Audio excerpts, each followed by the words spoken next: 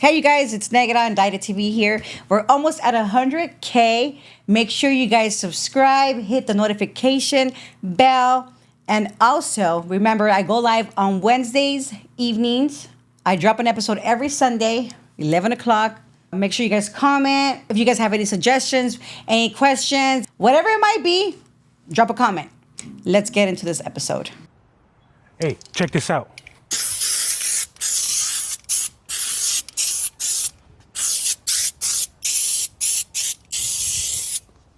If you want to get into Navy Fed and get $20,000 in 95 days, comment the word credit. All right, come here. I already bombed this right here. Fix your credit. If you're Latino, you need to wake up. Fix your credit.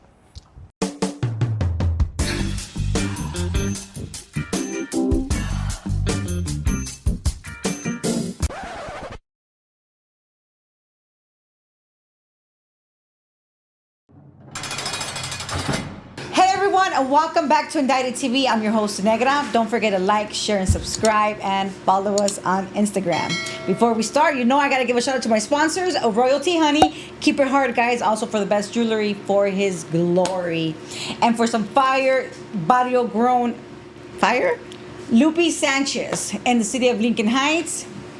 And on today's episode, we have Moses, aka Mention Suspensions and Tires. There you go. There you go. Hey, I was not practicing. That's right. Mention Suspensions and Tires, man. I'm full of volume. Let's go. Hey, so welcome to Indicted TV. It's been a long one. It's been a long day, huh? Yeah, For me real and you. long. For Both me of and us. you. I just got off the plane, guys. We just got off the plane. He just finished working. Yeah.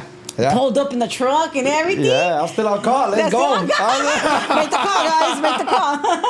So tell me, Moses. Tell us where you're from, where you grew up. I don't mean the gang. I'm from Watts. Your mom, dad. How was the inside of your house growing up?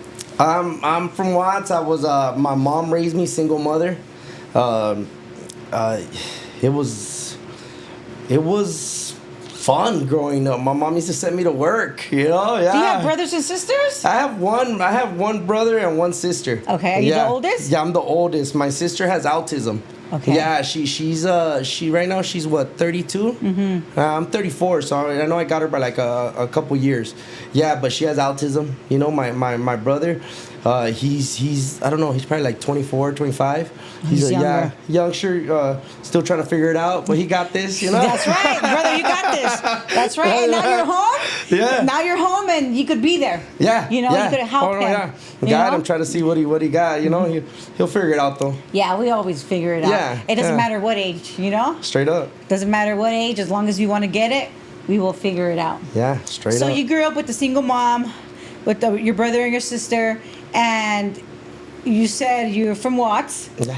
and it was fun for you growing up because your mom used to send you to work. Like, what does that even mean? At what age or what? Oh, well, I was 8 years old when I first started working. What the Yeah. She used to have the little local tire shop right there. She'd come by a lot. She used to get a lot of blowouts, so she used to come by. And then Don Quinteros, that was the name of the guy. His name was Don Quintero. Cool old man, real down to earth, cool. Every time I pulled up, he always had some chips, some soda waiting for me. I'd be like, slide that, you know? So he slide it. I'd be chilling right there on the tire, waiting. He'd be changing my mom's tire.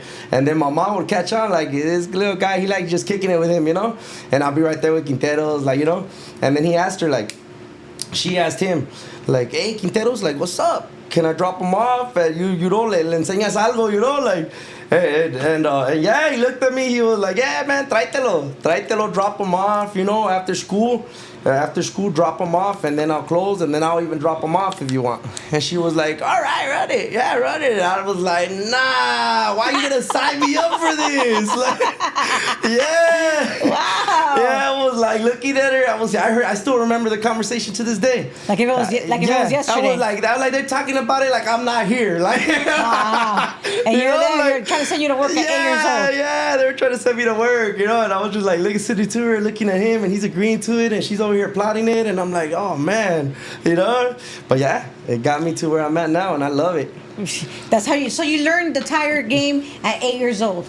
Yeah. And so when you used to go there at 8 years old, like what did Don Quintin? Don Quinteros. Don Quinteros. What did he have you doing? He would have me put everybody's air first. Ah, okay. Yeah. So a car would come in, and back then it was 25 cents to put your air. You know, so it would be like, so I remember he would come in, and he would be like, échale aire. And I'd be like, how do you use this? And she's like, no, mira, look, he'll show me. And then he'll let me to figure it out, you know? So I'll be right there for like half an hour, 30 minutes trying to put this guy's air. You know, like... You're smart, bro. You're 8 years old and smart. Yeah, you know? So I'm like right there, like... I look at him, I'll be right there sweaty. Like, I still remember. Hi. Right there sweating, looking like, man, like, I can't do it. Like, I can't put air in this tire. You know, but I figured it out. You figured it out. You figured it out. And what about school? School, I did school all day. So you went to school and then to Don Quinteros. Don Quinteros. And then not just that, but all the homies, right? Because I grew up in my neighborhood, everything. So all the homies would see me go, and they'd be like, "Hey, fool, come kick it!" Like, what the hell? And I'd be like, "Nah, my mama got me working with Don Quinteros." Like, but he would pay you. You know what? At that time, she did it. At that time, he was like, "Hey, man, like, just come through. You're not doing nothing. You're chilling, you know." Like, so I would chill. Kind and of like I a would babysitter vibe. Yeah, straight up. Yeah. Oh, my mama was a hustler. My mama was a hustler. She know what she's doing, you know. She get it when she fit it, you know. Like, pero mira, aquí lo voy a dejar. aquí lo voy a dejar, y este sí se dejó, pues, running, you know. Like, Yeah. No, that's funny. yeah, like back now, like, what? Like, yeah. Now you're like, what the fuck, mami? ¿Sabes lo que te señor? Right, like, who does that now, right? Like, But she was comfortable with Don Quintero. Oh, yeah. But it wasn't like he was like, we weren't like that comfortable, you know what I mean? Like, who drops off their kid right there? Like, oh, you know, like, now you look at it, nowadays, they'll call child services on your ass. No, it's crazy, seriously. yo. That's crazy, No, yo. that's like major, bro.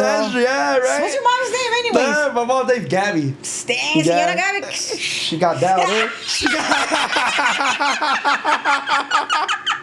Hell yeah. That's right. Shout out to Doña Gaby. That's right. Right? Yeah, hell yeah. So you were 8 years old, going to school, then going to do the, Don Quinteros at the tire shop, and then you were hanging out with your friends. They'll be like, hey, how come you're not hanging out? Well, you're 8, right? Yeah, it went throughout the years. 8, 9, 10, 11, 12.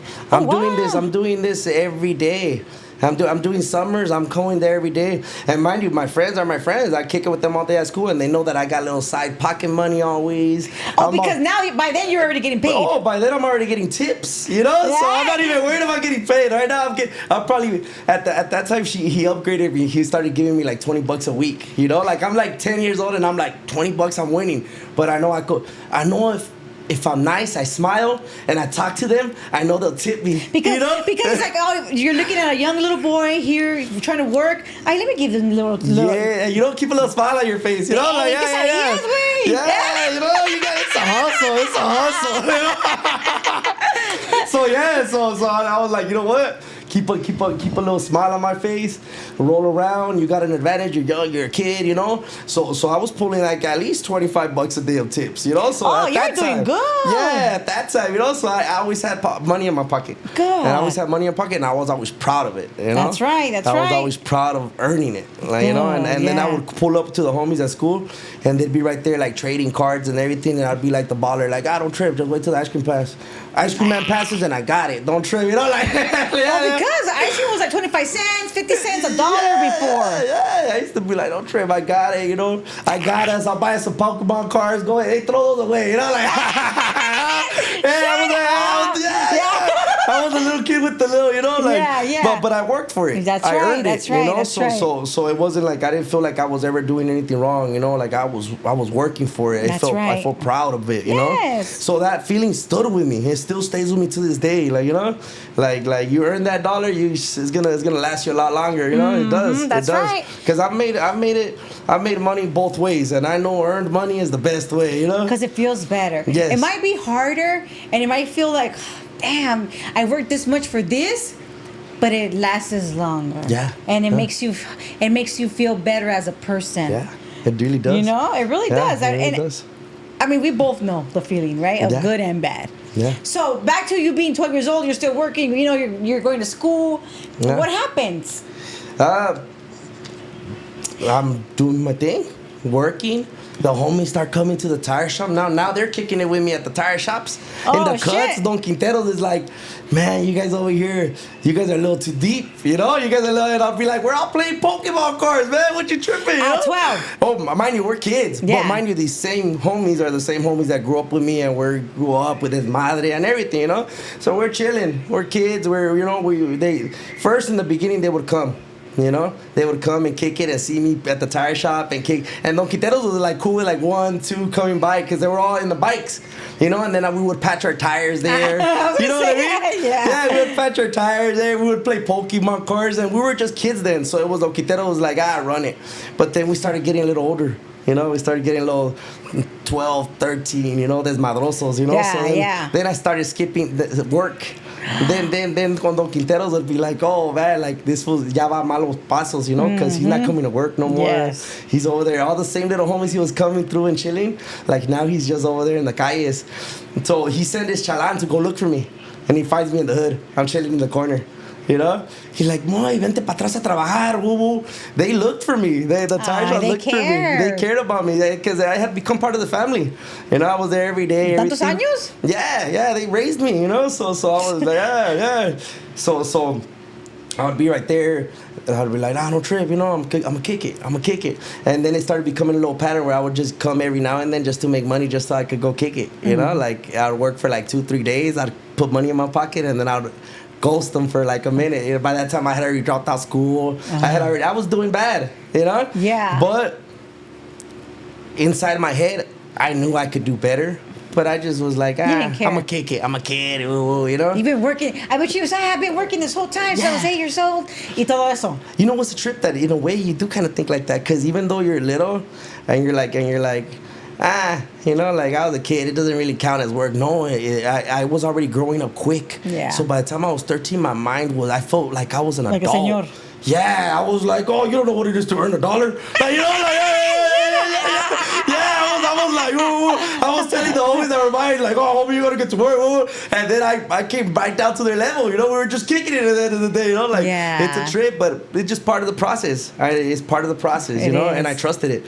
I still trust it. You know, like, That's right. That's right. Yeah. And did you ever get in trouble as a teen? Yeah. Like to go to juvenile hall and I stuff went to like Juvenile. that? I went to Juvenile Hall for they dropped it to gun charges, but it was originally attempted murder on a cop. Yeah. What? How Yeah, old were because you? I was dumb, and it didn't. And the reason they dropped it was because it was a lie. It wasn't even true, right? It went down because I was walking down the street with a gun, right, with a rifle. How old were you? I was 15 years old. Yeah, I was 15 years old. I was about to turn 16. You were already from your neighborhood. Yes. Okay. Yeah. So I'm walking down the street with a rifle, and as I'm hitting the corner, a cop is pulling up. So he's like, and I'm walking, and I look at him, and we catch eye contact, and I'm like, and he looks down, and I got checker shorts on. I'm shaved up. I'm the typical cholo, right? Yeah. So I'm like, I look at him, and then you just see him look down, and you can see the barrel sticking out my shorts. Oh, you're dumb, fool. Yes, right. But because I'm like, Were you on drugs? at that time, I don't know. I'm not sure. You know, at that, I remember I messed around with everything then, but I don't remember that specific day, Okay, right? got it. yeah. And you said you were like 16 or 15, you said? Yeah, 15, 16, Okay. you know, but even then I was, oh man. But yeah, so I take off running. I take off running. I have my homeboy with me. We're both strapped because we were on our way to go do something, right? So we take off running. Boom. And we jump into the homie's garage and we take out the straps, we stash them. That's exactly what happened. No more, no less. We stash them. As we're going out, we thought we lost them because we hit the fences. All right, as we're going out, the Jura's coming in. And as he's coming in, I'm like, whoa. So they stop us. Boom. Hands up, whoa. Cool. All right. Boom, they gaffle us up. They take us to the cop car and we're thinking, cool, whatever. We stash the straps. We're good. We're going to go to jail for straps if they catch them. Okay, cool. We're kids. They're like, whatever. We're going to go to Juvenile hall. I was telling the homie, like, this is my first time in the halls, fool. We're about to go get down. We're already like, Pumped we had up. already heard stories Yeah. where, you know, it was like, let's go, you know. So we're all pumped up, and yeah, sure enough, they book us, everything. We didn't think nothing of it. I'm thinking, oh, gun charges. All right, Where'd you go, Los Padrinos? Yeah, LP. So we're at LP, everything, and then they take us to Central to court, and go there, and they pull us out, and then they call my little lawyer out first, and then they call my homie's lawyer. But wait, tell me about your first time when you walking into the halls, and you're like, okay, you've never been there, you're seeing the kids. What happened? How did you feel? You were just pumped up, or like what? Oh yeah. At that time I was a knucklehead, so at that time I was pumped up, you know? Yeah. Yeah, at that time I was pumped up. Like you weren't even worried about being there. No. Not at I was all. excited to Got be there. Got it. Yes. That was my lifestyle. That was my lifestyle, you know? Like if there was a moment that was, you know, like That's what you lived for. Yeah. Yeah. Yeah, you know, but now what I look back now, and I'm like, dang, how the young mind could get lost so easily. Yes. You know? It could get lost so easily because I look back now and I remember those thoughts that I would have at those moments. And I'm like, damn, man, those are demons or something because you don't think No, it really right. is. It really Yeah. is. It really is. It's not even demons. It's okay. So it's like, well, anything that's negative is the energy of the devil. Yeah, that's how I feel it. That's why even to this day. Anything. And it could be like a fear of like, you know what? I have a fear of any kind of fear. A fear is negative energy. So like, the devil will grab onto that, and Yeah. you just feel more scared and more scared of that certain feeling. Yeah. Or like, you know, when you hit yourself, or like bad things start happening over and over and over and over. Like one thing happens and like 5 things happen. Yeah. And it's because it's El Diablo with that negative energy. Yeah. People think that Diablo is like a man with the horns. And no, it's energy. Yeah, that's exactly.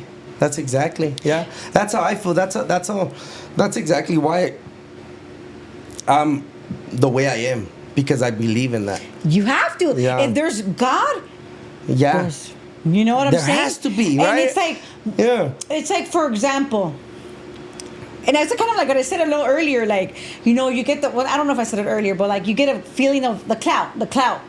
You get that feeling of the clout. Yeah. You're either going to release it in a positive way and go up positive, Yeah. or you're going to get that clout and just start crashing out and talking poop about everybody and thinking you're all this. It's that ugly energy. yeah, And that's what we used to feed ourselves when we were younger. yeah, But back to what we were talking about, you know, like you were saying, que you go back and you think about how your mind was, and it's like, you love that. yeah. It's a trip. It's a trip because I look back now and I'm like, I look at youngsters now, and I'm like, one, you're not that bad, which is good. Yes, there's still hope. Yes, There's still hope, guys. Yes, why? Because I know what it is to be that bad, youngster. Chill. You're good, do good, work, échale ganas, and you'll be even better. Why? Because if I was way down there, you're gonna do a lot better than me. Yes. You know. You know, but also there's, you know, people like you and I, the kids, that we have to learn the hard way, unfortunately. Yeah. Unfortunately, because we never listen. Yeah. You know, but if somebody's watching our stuff and there's that one person that we could help, that's all that matters. Yeah. You know? Yeah. Get it together, youngsters. We got this. Watch. Yeah. That's right. Yeah. Okay, so you were in Los Padrinos, and you're happy to be there. Oh yeah. You're happy to be there. And what was your actual charges that they said they had? Because they didn't find anything on you guys. They hit us with the murder cops. I still they that's what they gave us, and we fought it for 8 months, and we took it to a judge trial. Me and my co-defendant, Yeah. we took it to a judge trial. The cop came on the stand and said his story that he walked into the garage and he seen me on a knee, aiming the gun at him, and I yelled my neighborhood, right? And he looked at me, pointed his gun, and told me to put the gun down. And I said, I yelled my neighborhood and threw the gun up in the air. Did they find the strap? Okay, they found both the guns. Okay, they found both so the guns. they did find them. Yes, Okay. but the story wasn't liable. Yeah. The story, even the His partner? No, not the partner, but even my lawyer was telling him, like, aren't you trained, like, to shoot people with, like, other people shot people with cell phones in their hands, and you're telling me that this guy had, like, a 22 little banana clip, and you didn't shoot him, you know, like, he's aiming the gun at you?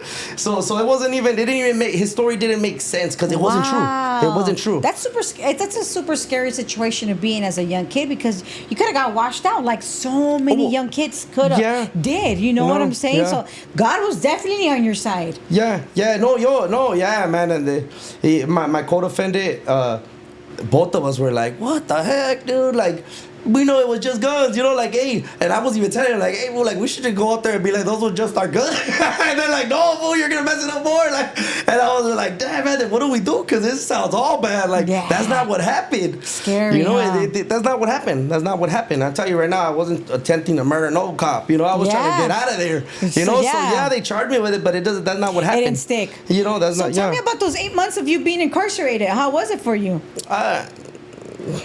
Well, it's LP. Did you fight? Oh, yeah, lots of fights. You know, lots of fights. Did your mom go visit you? My mom didn't visit me not once. Really? My mom told me way before, when she started seeing me do bad, already changing. When she was like, you know what? You know how to work, you know how to do everything, and you're over there kicking it. Like, si caes a la cárcel, no te voy a ir a ver, no te voy a mandar dinero, no te voy a hacer nada. Like, so si caes a la cárcel, buena suerte. You know, and I was like, all right, whatever. I mean, but yeah, it's true. Oh yeah, and I respect her for that to this day. It gave me the heart that I have now, because I feel like I used to see people go and get visits, and I would think, and at first in the beginning I would feel sorry for myself, but as time went, and even as I got older, like and I started going to county jail, right? As time went, I would see still then older, because I never got a visit from her, never once, not even in prison, right? So as time went and I would see people get their visits, I would think to myself, like, damn, that must feel good, but also, like, I don't know, it gave me like a sense of pride that my mom, like, se aguantó, you know, and she was like, I told you I wasn't gonna go, you know, and you went. So ahora amárrate como yo me lo amarro, and you do your time, and if it's going to be 20, 15, 30 years from now that I see you, then I'll see you then, you know? Ah, yes. Yeah, you know, so I still had a sense of pride when I would see other people with their moms. I would be like, oh, that hurts, but in the same, I'd be like, that's right, mama, like, keep that shit G, mom, like, we're good, you know, like, I love you, and I'll be home But soon. you would write to her? I would write to her. I would write to her. She would send me money to my books. Eventually, she broke it down on the money in the books. Eventually, Right, she did make it down. Yeah. She loves her son. Yeah, that's my mom. She loves I love her my son. mom. But yeah, she started looking out for me. But in juvenile hall, you can't get no money. No, as I got older. Yeah, as I got older. So what would you say was the craziest thing you experienced in juvenile hall while you fought your 8 months, while you fought your case? I guess the mental part. Because really the physical, the fights and stuff like that, I think if your mental could handle it, then you can handle it. That's right. Know? Yeah, for sure. I agree. Yeah, you know, if you mentally, you know, you've been in prison, you know, so it's just a little part, just child-wise, you know, like just a lot more fights, you know? Yeah. A lot more fights, because in prison, a lot more different. You could prevent a fight a lot more than you can in juvenile hall. Yeah. You know? So yeah, you know? I get it. Okay, so you did your 8 months, you won your case. Yeah, and I got released the same day. Oh, nice! Yeah, the same day. day. Did your mom go to court, though? My mom did go to court. My mom done. Wait, she went for the first day because it was a 2-day trial thing. Okay. Right, so she went for the first day, and then the second day, she didn't show up. But that's the day that we wanted, and they released us. Okay. You know? Yeah, so they were releasing us, and then my co-defendant parents was there. So they took them there and then from Central. And they took them, and then I was sitting there, and then I was waiting. And yeah, the CO or whatever they called them, probation the officers? trustees, right? Whatever. He came by and he was like, hey man, we're gonna take you back to LP. I'm like, why? Like, cause your mom not here, and we're trying to call her, and she's not answering nothing. And I'm like, man. So I'm like, all right. So they take me back to LP. Yeah, they take me back to LP, and I'm waiting there, and I'm like, man, it's already like 12 at night. Yeah, and I'm right there, and I'm like... And how old are you now? At that age, I'm like 15. Okay, you're still 15, okay. I'm like 15 years old. And I'm like, man, okay, you know. And then that's when I hear the PO come, and he's like, hey, yeah, they're here to pick you up, you know. Yeah, and I was like, cool. And then he was like, as he was walking me, he was like, yeah, man, I think she's here to pick you up because she has to pick you up. Cause yeah, he was like, yeah, and I was just like, all right. So yeah, I go, yeah, my mom's right there. She's mad at me, you know. He's like, súbete. Yeah, I get it, you know. Even though she was happy. Yeah, you know. And she goes in and she's like, te encontré algo en los drawers. And I'm like, what the hell did she find, you know? She was mad. I guess she found some baggies in there or something. She was mad at me. And I was like, oh, man, Mom, like, it wasn't mine. You know, I'm a kid, so, like, it wasn't mine. Like, really, like, man. You know that shit was yours, boy. Yeah, you know, so I was like, oh, man, Mom. Like, so, yeah, so she like, pues, ¿qué quieres de comer? I'm like, Carl Jr., you know? Yeah. Yeah, that was it right there. I got out of juvenile hall like that. And then when you hit the streets the next day, you thought you were the man, or no? Oh yeah, you know, I shaved my head the next day. I came out in my little LP pants, like I still had the whole little uniform. A little LP form. I came out, I was like, hey, what's up, homie, man? Have you guys been to the halls? You don't know how it is. Like, oh yeah. I came out thinking I was hard. You know? So what happens after that? I start going back to work every now and then. Okay, you go back. I start going back to work, and now I start because at this time I already decided I don't want to go to school no more. Okay. At that time, I'm not going to school no more. Hey, Mom, my mom's already mad at me. She's been already mad at me because I be ditching and everything. And I'm like, you know what? I look a little older. I think I could get away with a full-time job. You know? So, yeah, I went to Compton, and I told them I was 18 years old. I was already like 16-ish. Like they didn't need your ID. No, they didn't need nothing. It was a regular Baba Papa tire shop, you know? Okay. You didn't go to Don Quintero's? No, because Don Quintero's, by that time, he was like, be free, man. Like, you're running around the streets. You're too close to the hood right here. Like, you're bringing up the kid. You're gonna bring bullshit. Go expand yourself, you know. And at that time I was already a little like, like you had given me so much chances to come back, and now I'm trying to come back and you don't let me, like, you know, like. But I get it. La víctima. Yeah. Oh, Coquitero, please, you know, like vete. I was like, all right, but that was nothing but love. That was nothing but love, because I think I would have kept my mind in that Don Quintero's, you know, because I always felt it like my secure spot. You know, that's where I go get my money. Yeah. And then I think that feeling stood with me as I got older. Like that's what I seen tires and suspension and everything. I saw it as like my money, my go-getter. That's how I'm gonna make my money. You know, so it wasn't embedded in my head since I was a kid. This is how you're gonna make your money. Yeah. Why? You're gonna work. And you're going to do tires, you're going to do suspension, you're going to do this, and you're going to make your money that way. You know, so since I was a kid, it was already embedded in my head. So you went to a different tire shop and you said in Compton? Yeah, I went to Compton. I go, and I tell him, hey, man, I'm 18 years old. Whoa, I'm ready to work. Yeah, sabes cómo manejar, just in case you gotta do some little deliveries, because they had like 2-3 shops, so that sometimes they needed to move one tire to the other tire shop, you know, so stuff. And I was like, yeah, I got my license. Like, oh, you got your license? Let me see. I'm like, oh, no, I don't got my license. Like, I was everywhere. I was everywhere because I didn't know what to say. But you know, you still got the job. I got the job for sure. Why? Because he was like, okay, mount a tire, and I was like, do. Like, you know, like you were like, okay, I don't care what you say. Yeah, he was like, here, can you do this? And I was like, yeah, of course. Do. Bam, here you go, man. Like, yeah, the machine. Yeah. Let's go, come on. Yeah. So I was quick, and he seen the experience right away. They seen the experience. They were like, oh, this guy knows what he's doing. I don't even care if he does look like he's really 13, 14 years old. You know? But he knows what he's doing, you know? And he knows how to talk, because he's convincing me right now, you know? You sold yourself. Yeah. I was in there just shooting from the hip, because I don't know what I was saying, but I was like, you know? Yeah. So yeah, he hired me. They hired me, and I remember staying there for a few months. And then boom, back to it again. I'm like, man, I'm gonna go kick it again. Yeah. Go kick it again. And it became a little pattern for a minute, you know? And caught my side. It became a little pattern, and then I was like, I think as I got older, now I'm like, yeah, right? It just became a little pattern. You know, work and kick it. Work and kick it. You know? Still a fucking pattern. Well, now I'm working more than I'm kicking it, you know? I kick it. And when I say I kick it, like, I'm Oh, no, we're not kicking it like that. I'm but working you know, right now, and I'm going to go kick it on my bed today. Yeah. But yeah, work and kick it. That's how life is about. You know, life is about working, kicking it, and it doesn't mean kicking it with the homies, but we could kick it with the homies here and there. You know what I'm saying? Yeah. We could, you know, here and there when it's with the right timings. I don't kick it with no bad influence. I've had enough of that. But I don't think it's a bad influence. I think we are our own bad influences.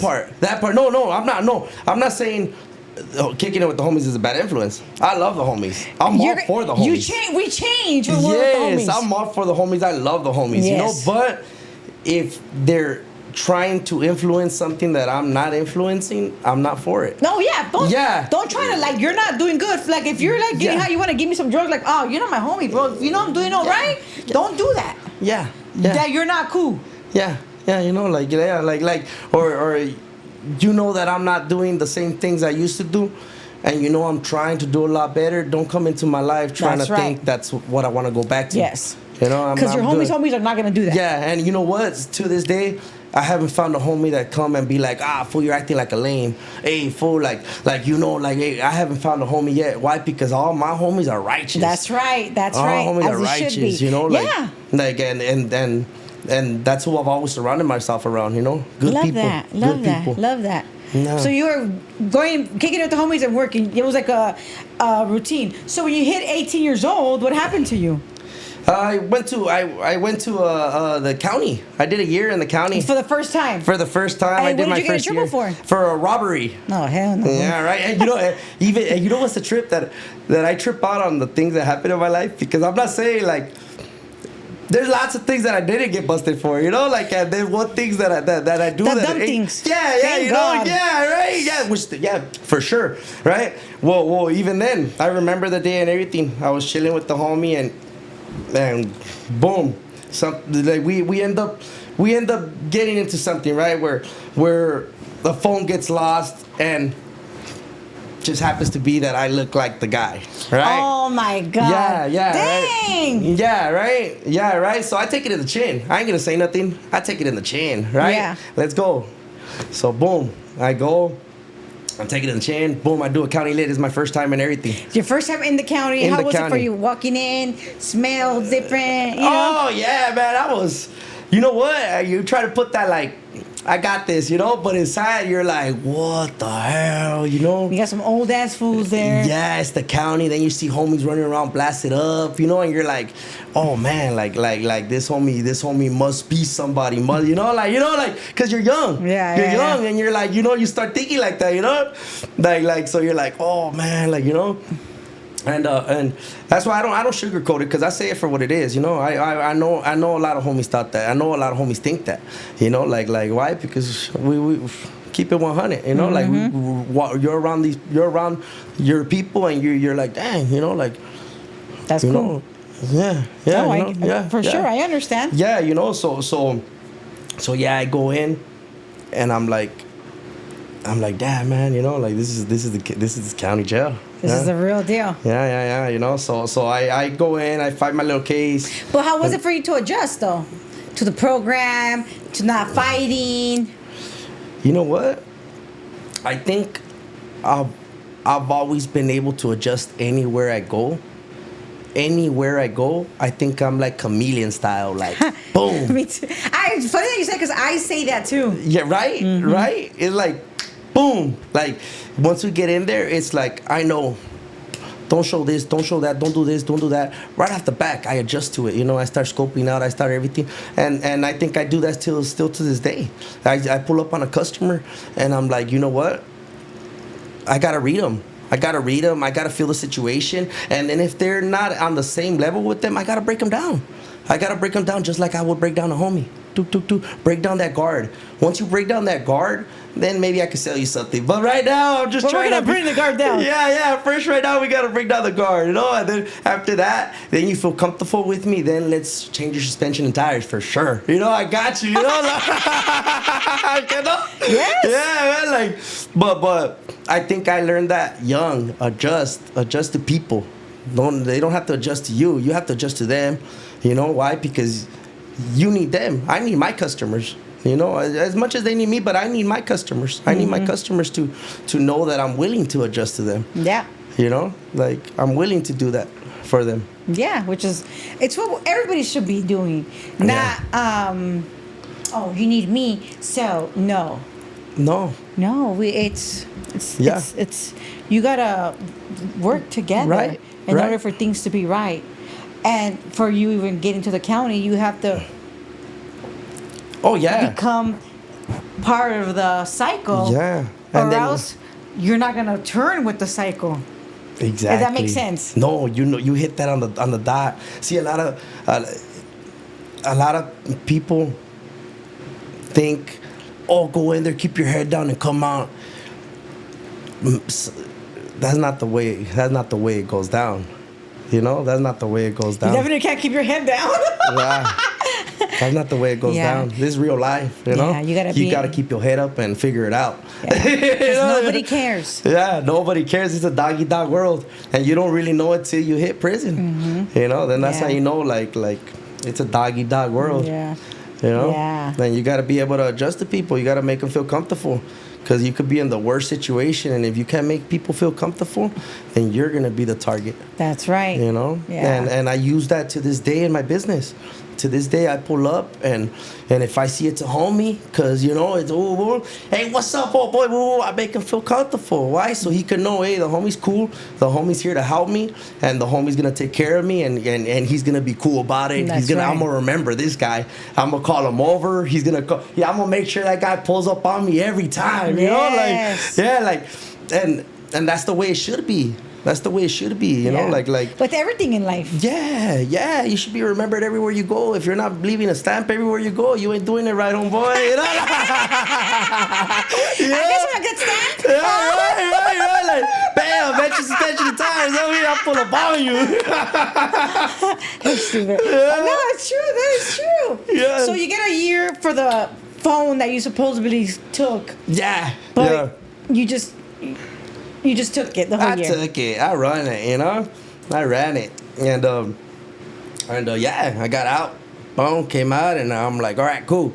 You know, now that little year kind of got me thinking, damn, man, I should get a job. You know, like, again. Yeah, right. Like when I get out now, I'm already thinking, and you know what? It's a trip because as I'm thinking this, I'm still thinking like, well, tires. It's never let me down. Go back to tires. As soon as you get out, go back to tires and go back to doing your brakes and suspension. Like, you got this. You know what you're doing, man. That's you know, right. So even then, as I was down, I wasn't like worried. You know, I wasn't worried about what am I gonna do, how am I gonna do it. You just knew you wanted to get a job and you're gonna go work at the tires. That's it. I have my passion for it. You know, I love tires and suspension, and that's what I want to do for the rest of my life. You know, and that's what I've been doing all my life, and that's what I want to do for the rest of my life. Because you know it. I know it. I love it. I love the people that need it. We're all fucking tires. Right, exactly. I love everybody. Let's go. Maybe not everybody. Yeah, but you know what I mean, man. Come on. So you get out and you go to a different tire shop now? Yeah, well, man, during the whole time I'm shopping around everywhere. I'm 18, I get out, and I'm like, you know what? I'm going to go work at Santana Tires. So I'm like, cool. So Santana Tires hires me. Right off the back, they see I'm bilingual. They know my experience. They already heard of me. Because now I'm known around the whole little area. So, I'm known throughout the whole Alameda, Compton, South Central. Because they have like a section of tire shops. Oh, yeah. And I'm known through all of them because I've either worked at all of them or I know I worked with most people that work in them. You know, and not just that, but it's a lot of networking. Hey, do you have this wheel? Hey, do you have these lug nuts? Hey, do you have this tire? Hey, it's a lot of networking, you know? And a lot of people don't like networking. You know, some people just rather not talk to people. Yeah. They just want to sell. And Come change the tire, yeah. Yeah, and I was that guy that networked with everybody. So and you're young. You're 18, 19 years old. No, oh man, but they know me since I was a kid. Yes. So they've been networking me since I was a kid. Yes, they've been knowing me. So even now, like it's so easy for me to go anywhere, at a tire spot related, parts related, anything, and they know me. They know me forever, and they're proud of me, and they support me. They're like, hey, what are you gonna need? They put it on for me. Aye. Yeah. They support me and they love me. Like I pull up to all the places that I grew up around, and all of them are willing to help me. Oh, that's nice. Yeah. That's nice. So what happens? You're 19. You still haven't gone to prison, fool. Yeah. Right. Yeah. I start working. Okay. I start working. I have my kids. Okay, so you have a girlfriend? Yeah. This whole time? Yeah, this whole time I had my ex-wife. She was my girlfriend, and yeah, I came out. We got together. We moved in and we had kids. We had kids, and then now I'm like, damn, now I gotta really work. Now you really have to work. Yeah, now I can't be taking breaks. Now I can't. Now you're be, 19. Yeah, and she's pregnant. I'm 19. She's pregnant, and I'm like, what? I'm gonna have a baby soon, and I gotta step up my game. Facts. I gotta step up my game because how am I gonna do it? How am I gonna do it? I got her pregnant. Now I gotta step up to the plate. Like a man should think, right? So that's what I did. I went. I started working at Santana Tires, and they gave me a job. And quick, I moved up the rank real quick.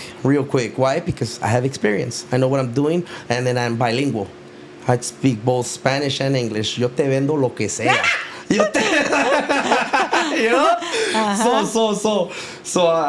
I'm bilingual. So I started picking up customers everywhere. Hey, woo, hey, woo. So I'd be right there chopping it up, laughing. Woo. So I do a lot more talking than working. But that's what they ended up just wanting me for that. They were like, you know what, bro? Like, just keep the customers entertained. Like, keep them coming. Yeah, keep them coming. Like, you do your thing. And look, this is what we get. This is our prices that we get. This is our markup. This is what our minimum should be. You do your thing. Whatever you think is right, because I know you know prices. I know you know how to do your things. Échale ganas. Cool. Now, I'm doing my thing. Now you're getting your hands dirty. Yeah. Now I'm like, you know what? I like this. Why? Because I worked my whole life and I learned all this, so I could kick it right now. Right. And that was a job. At 19 too. Yeah. So I'm like, cool. I'm the little salesman. I'm cool. So that just gave me more experience to talk to people. That was just on top of it. Of it. Experience.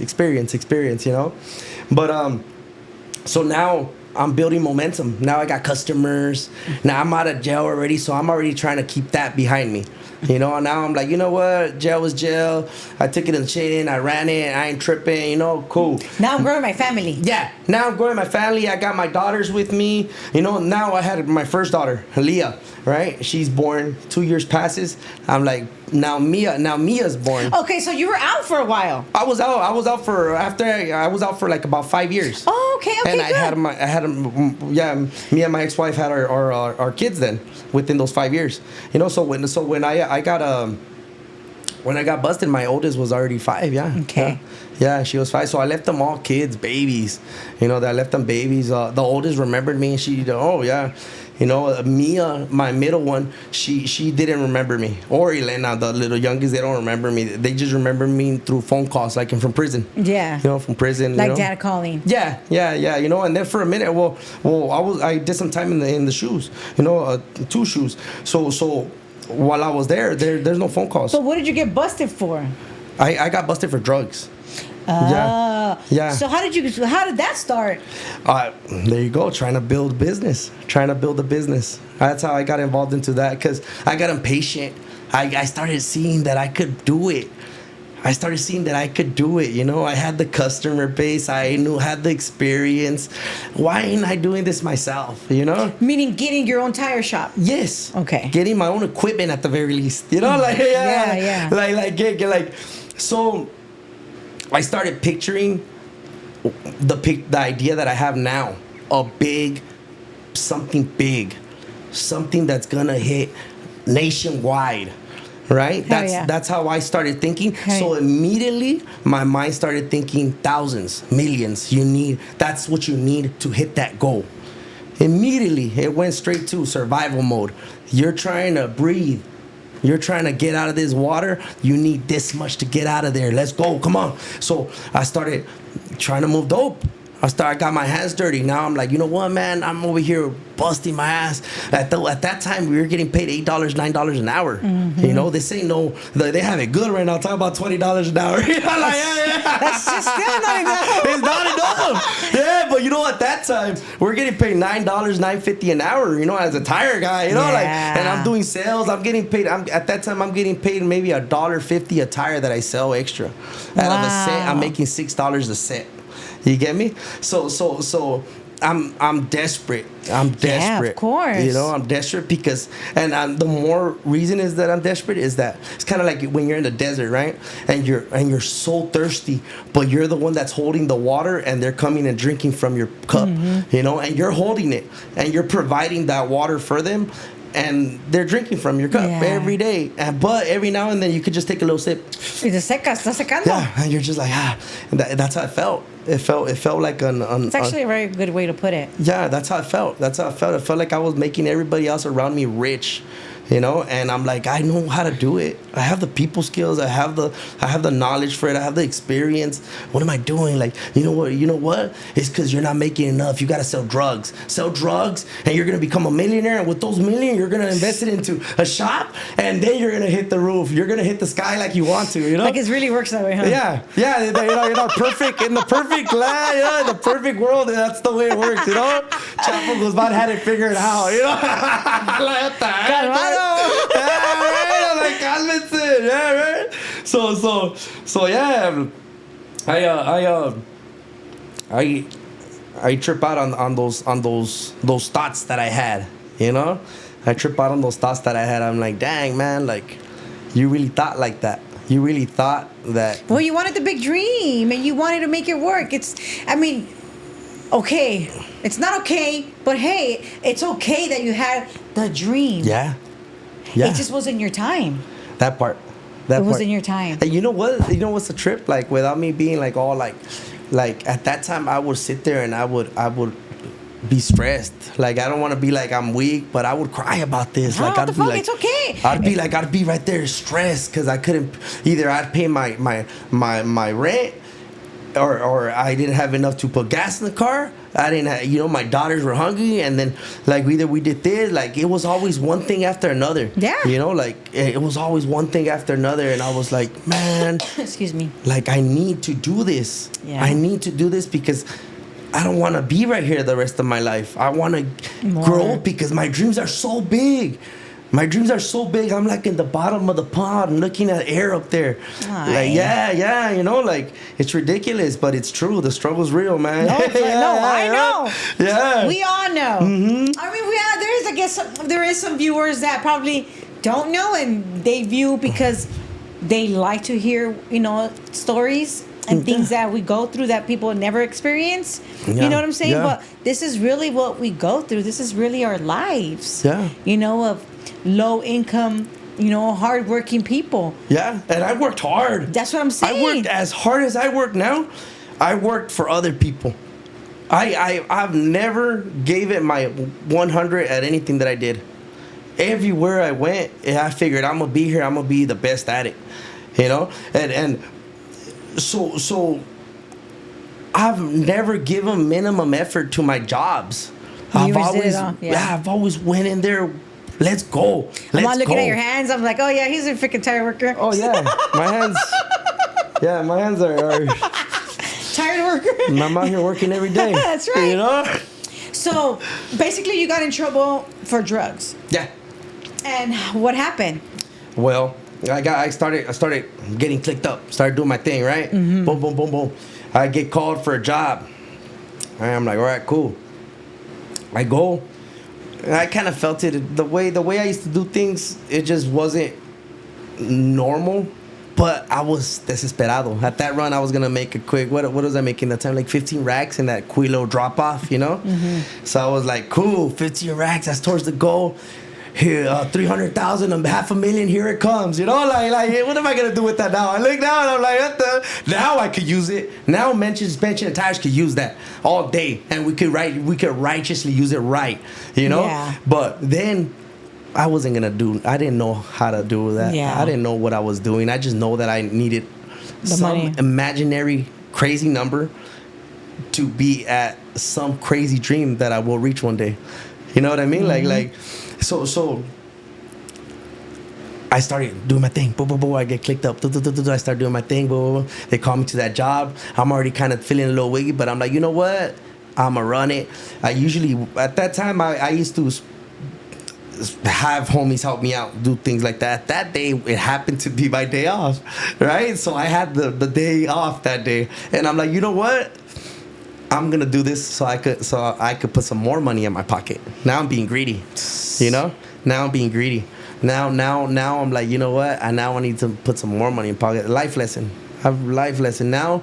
Even to this day, right now, when I hear something and it's out of like you know, even when I'm working and you call me and I'm like, I know that I have these appointments lined up, I would be greedy to take on this job.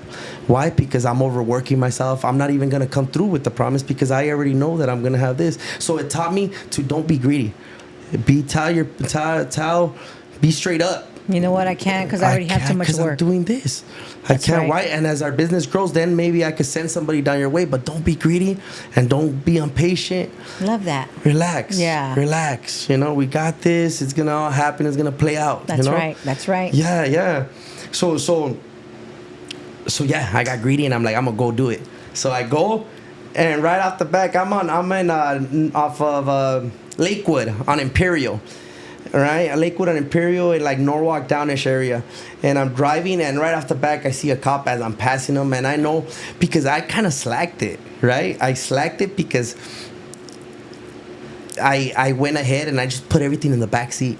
I'm young, I'm dumb, and I'm thinking, let's just put it in the back. I'll pull up. Right, I'm telling you, You were just, you were.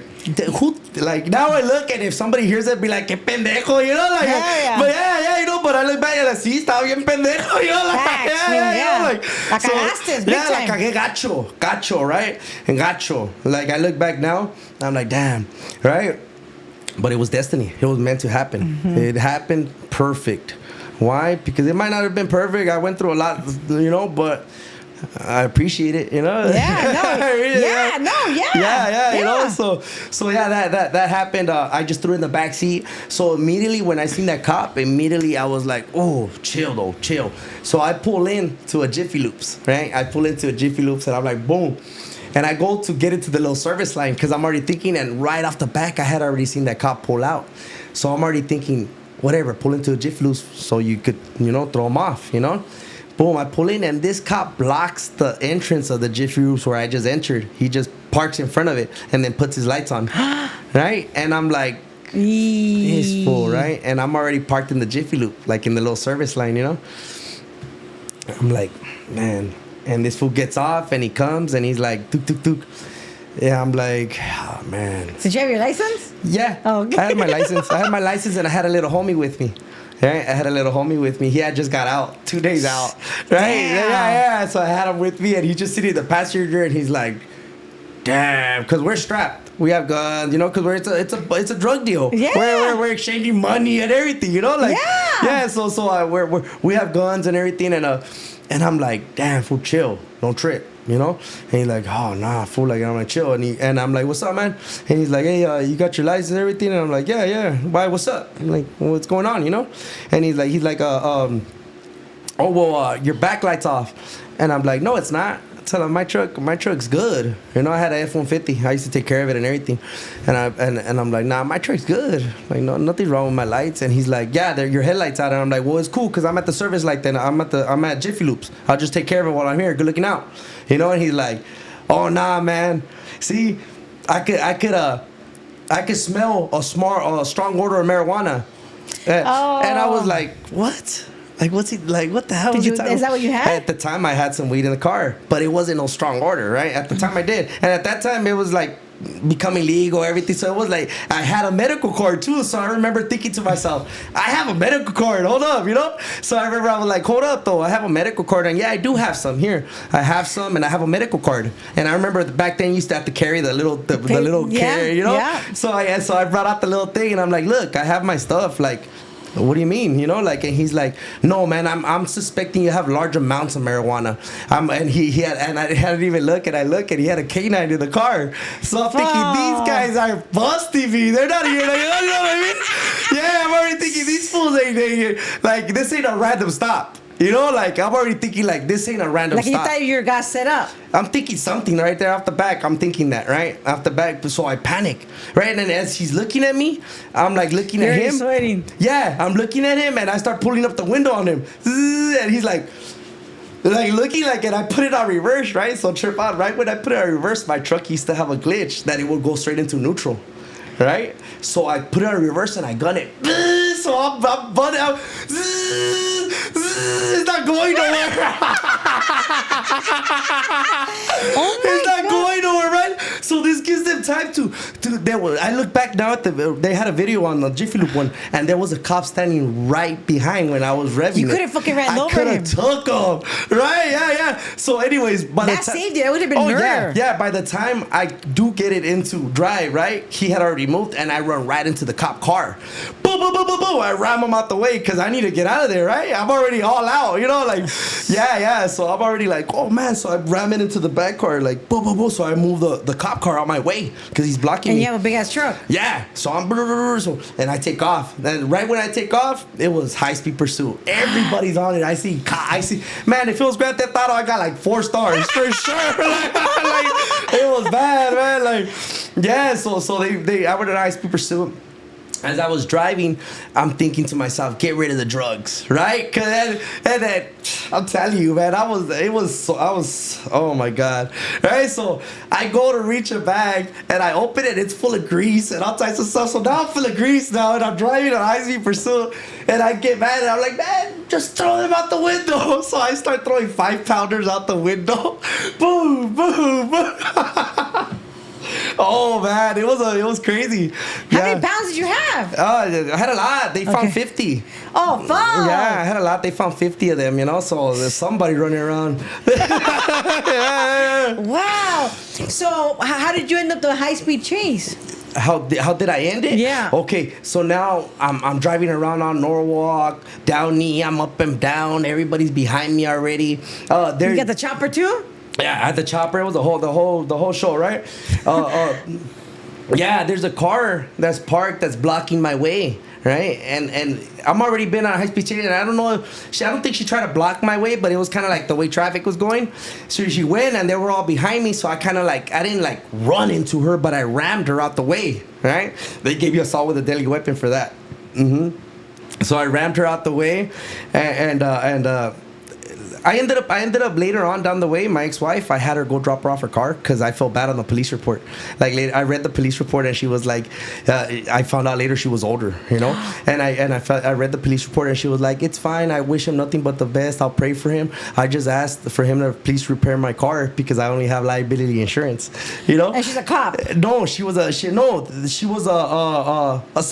Just a lady. Okay. You know, I kind of ran into her car. Okay, when you were going. Yes, on a high-speed chase, yes, you know. So I felt bad, you know. I was like reading my paperwork because I ended up going pro per later in LA County, right? So I felt bad, and I have my ex-wife. I'm like, hey, you know what? That Honda we had over there, slide through, right? So she goes and he gives it to her. But now I'm at court and we're fighting it, and the DA gets up and points out my ex-wife as like, hey, we wanna see if we could pick up charges on her for intimidating a witness. We tried to give her a car, you know. We tried to give her a car, and they took it like we were trying to bribe her. That's not cool. You know. So I got up. I was pro per, so I got up right away, and I was like, hey, look, man, like this is what I was doing. Like, whoa. Like she's just doing my doing, you know. And she's like, oh no, well, if anything, that's bribing a witness. Like we want to be able to pick that up too. Like, you know, like the DA was on it. But is it really bribing? You were just trying to help her out. Yeah, but you know they see it as like, you know, you're trying to pay them off. Yeah, you know, trying to pay them off. You know, but either way, there was no paying off. I hit the car. Yeah. You know, I assaulted the person. You know, so Yeah, it makes sense. Either way, it was you know, I wasn't gonna pay off nobody to come. I snitched on myself. I had the chopper on me and everything. You know what I mean? Like, yeah. So it was like, but. Yeah, so I went to turn and the car spun, and I ended up getting. By that time, my tires were blown out. Oh, everything. damn. Yeah, oh yeah, tires blown out of the whole show. Yeah. That's crazy. Yeah. What were your actual charges? For assault with a deadly weapon, transportation of narcotics, firearms or narcotics, and a 5-year prison prior. I had never been to prison. That's why I took it. Yeah, I was pro per. I went in first. What is pro per? What is it? Pro per is that you defend yourself as your own attorney. Oh my goodness! Yeah, You weren't afraid?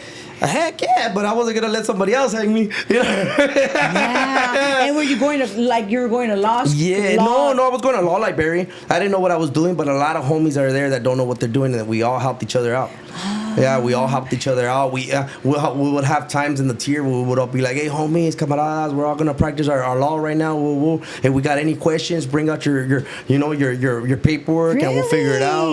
Yeah. It was a team effort back there for all of us. That's nice. Yeah, it's the pro per module. You know, it's the pro per module in LA County. You go there and it's all. Everybody there is doing the same thing. Yeah, and it's all homies, morenos, gabachos, todos that are just trying to fight their own case. You know. Yeah. So I went pro per. I didn't know nothing about the pro per life or anything, right? I was just like, I think I could probably figure this out, like, you know, or let me look through it at least. Let me study my case. You know, let me study my case. Let me shoot my own shot. You know, if somebody's gonna hang me, let me hang myself. You know, like. Facts. So they were offering me my last little-ish deal with my public defender was 23 years, right? I was looking at like 87 years around there, like 80-something years. God. Yeah, on weight enhancements, and they charged me with like 20-something charges. Only those charges stuck. The ones Yeah. You know, they break them down. You know how it goes. You know, enhancements. Yeah. Gave me so many charges, and I only ended up taking those last few charges, but yeah, they hit me. My last deal before that was 23 years, and I was so excited to take that. I was like, run it, you know? So I'm already thinking 23 years with 80%, I'll probably have to do 17, 20-ish. That's cool. By the time I get out, I could probably still open up a shop.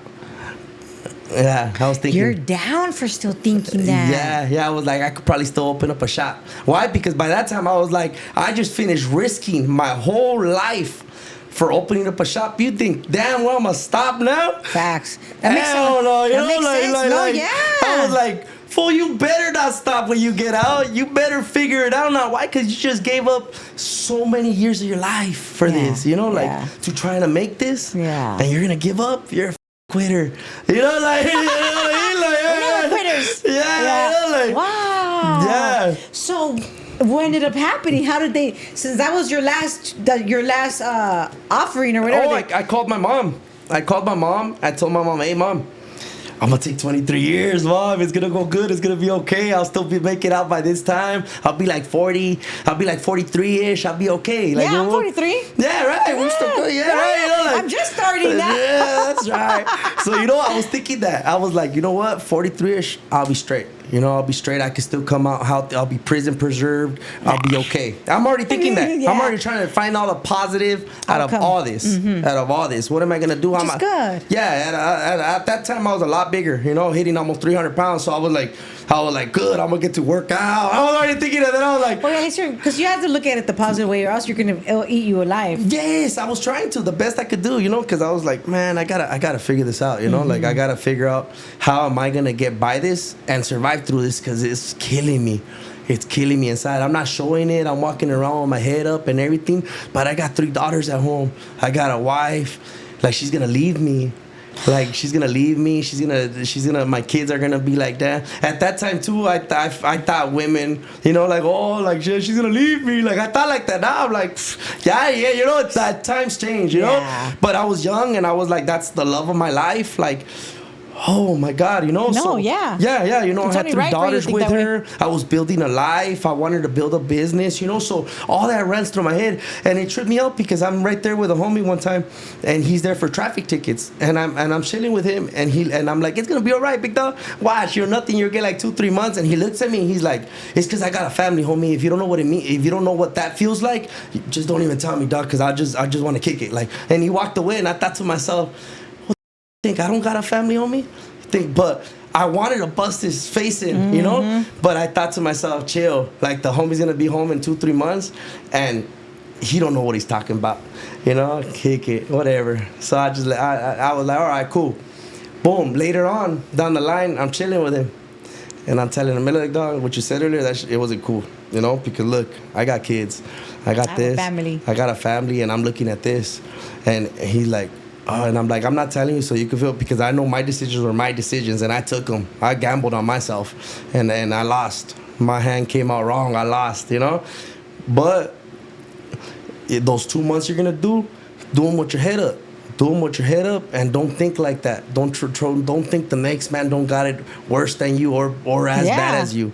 Don't think like that. Why? Because you'll probably have a hard time living here thinking like that. You know, like you'll probably have a hard time living here thinking like that. Why? Because if I really wanted to, I could have reacted wrong the way you got at me. You know, the way that little comment right there. You could have got sucked up. Yeah, you know, so I kind of schooled him that time, you know? And he was young. He was a little younger than me. I was young, too. You know, he was probably like 20-ish, you know? And I was over here telling him. I got family. Come down. Like, cálmate, güey. You know, like, Cálmate, señor. right? Yeah. He was a kid, you know? And he's like, he was barely having his kid, you know, something. So he was like, and I was just like, he's young. He's a kid. Que sabe, you know? Later on, I'll talk to him, and I'll tell him, like, hey. Like, even though I was like 2-3 years old, but mind you, I'm already thinking like a grown man, you know? Because you've been working since you were 8 years old. You know? So I looked at him and I was like, the little homie. Whatever, you know? We'll let him be. Yeah. But how did you get your sentence from 19 to, you called your mom? Oh, yeah, my bad. So I called my mom, and I'm like, hey, mom, I'm gonna take 23 years, you know? And she's like, she like, later, she like, look, do this better. Reach between your legs. I was like, what? Like, you feel that? That's a sack of balls right there. Amáratelos and go hang yourself. Don't let them hang you. 23 years, that's a lot of time. What you think? Ooh, like, why don't you fight a little longer? Why don't you fight it a little longer? Why don't you see where it takes you? Why are you just gonna think 23 years is good? I'm like, mom, I'm looking at 87 years, mom. Es siempre lo que te dicen, mom. My deal before that was 30. It went down from 30 to 23 to 27 to 30 to 27 to 25 to 24. They're offering me 23 right now with 80%. Like, mom, I still make it home like in 15, 17 years. Like, you know, run it. And she's like, nah. She's like, no, pues si quieres tú mismo, tú do your thing. You know? Sí. Yeah, and I went and I hanged up and I was right there like, damn, man, she's so right. She pumped you up. Yeah, she did. She pumped me up.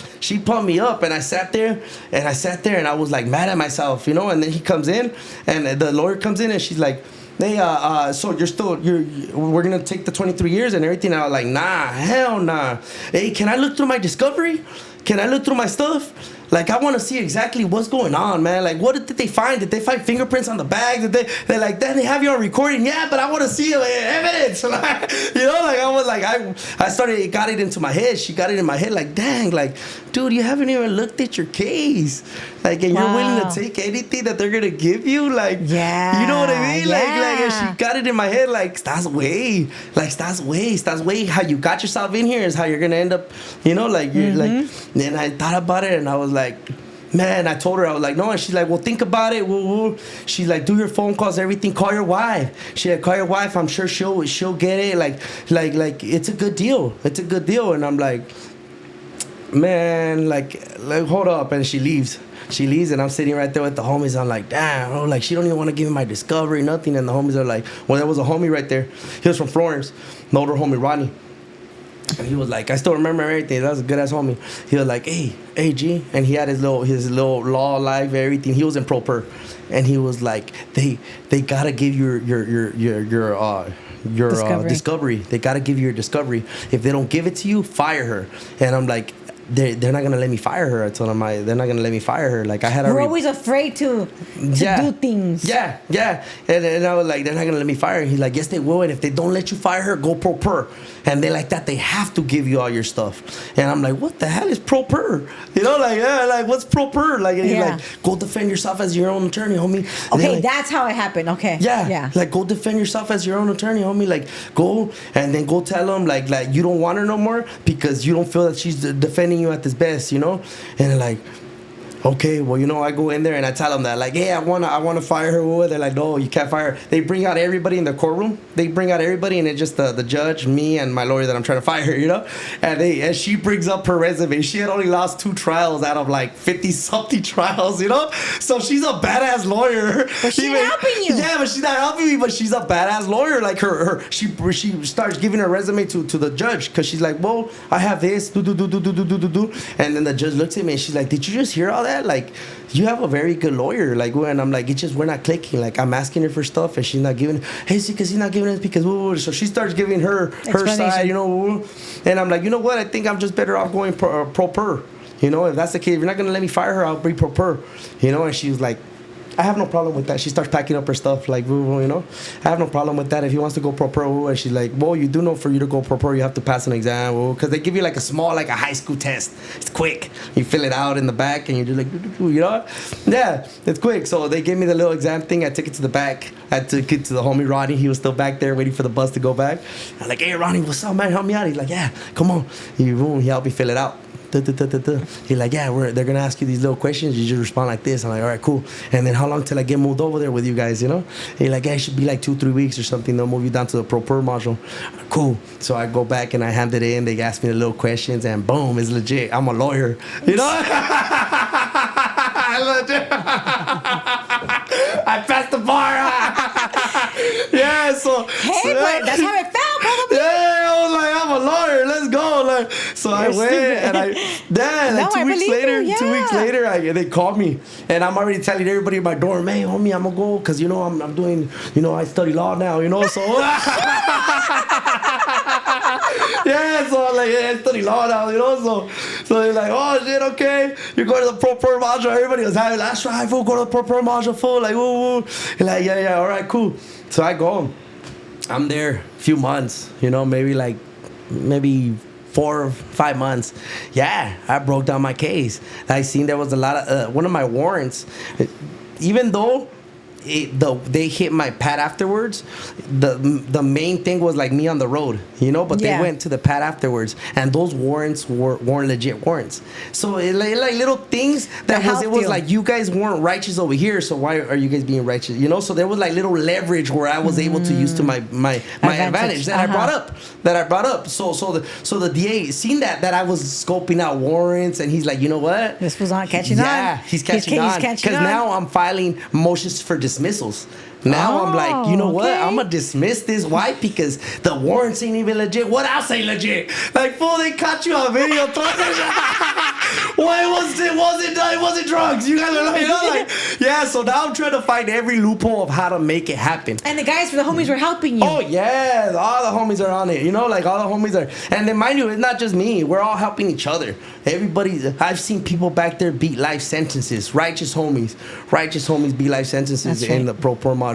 And everybody come back and everybody celebrated because we all did it for him. That's right. You know, like yeah. Aye, that's nice. That's nice. You know, so I've seen that with my own eyes. You know, the homie Frito from Florence, he went home like that.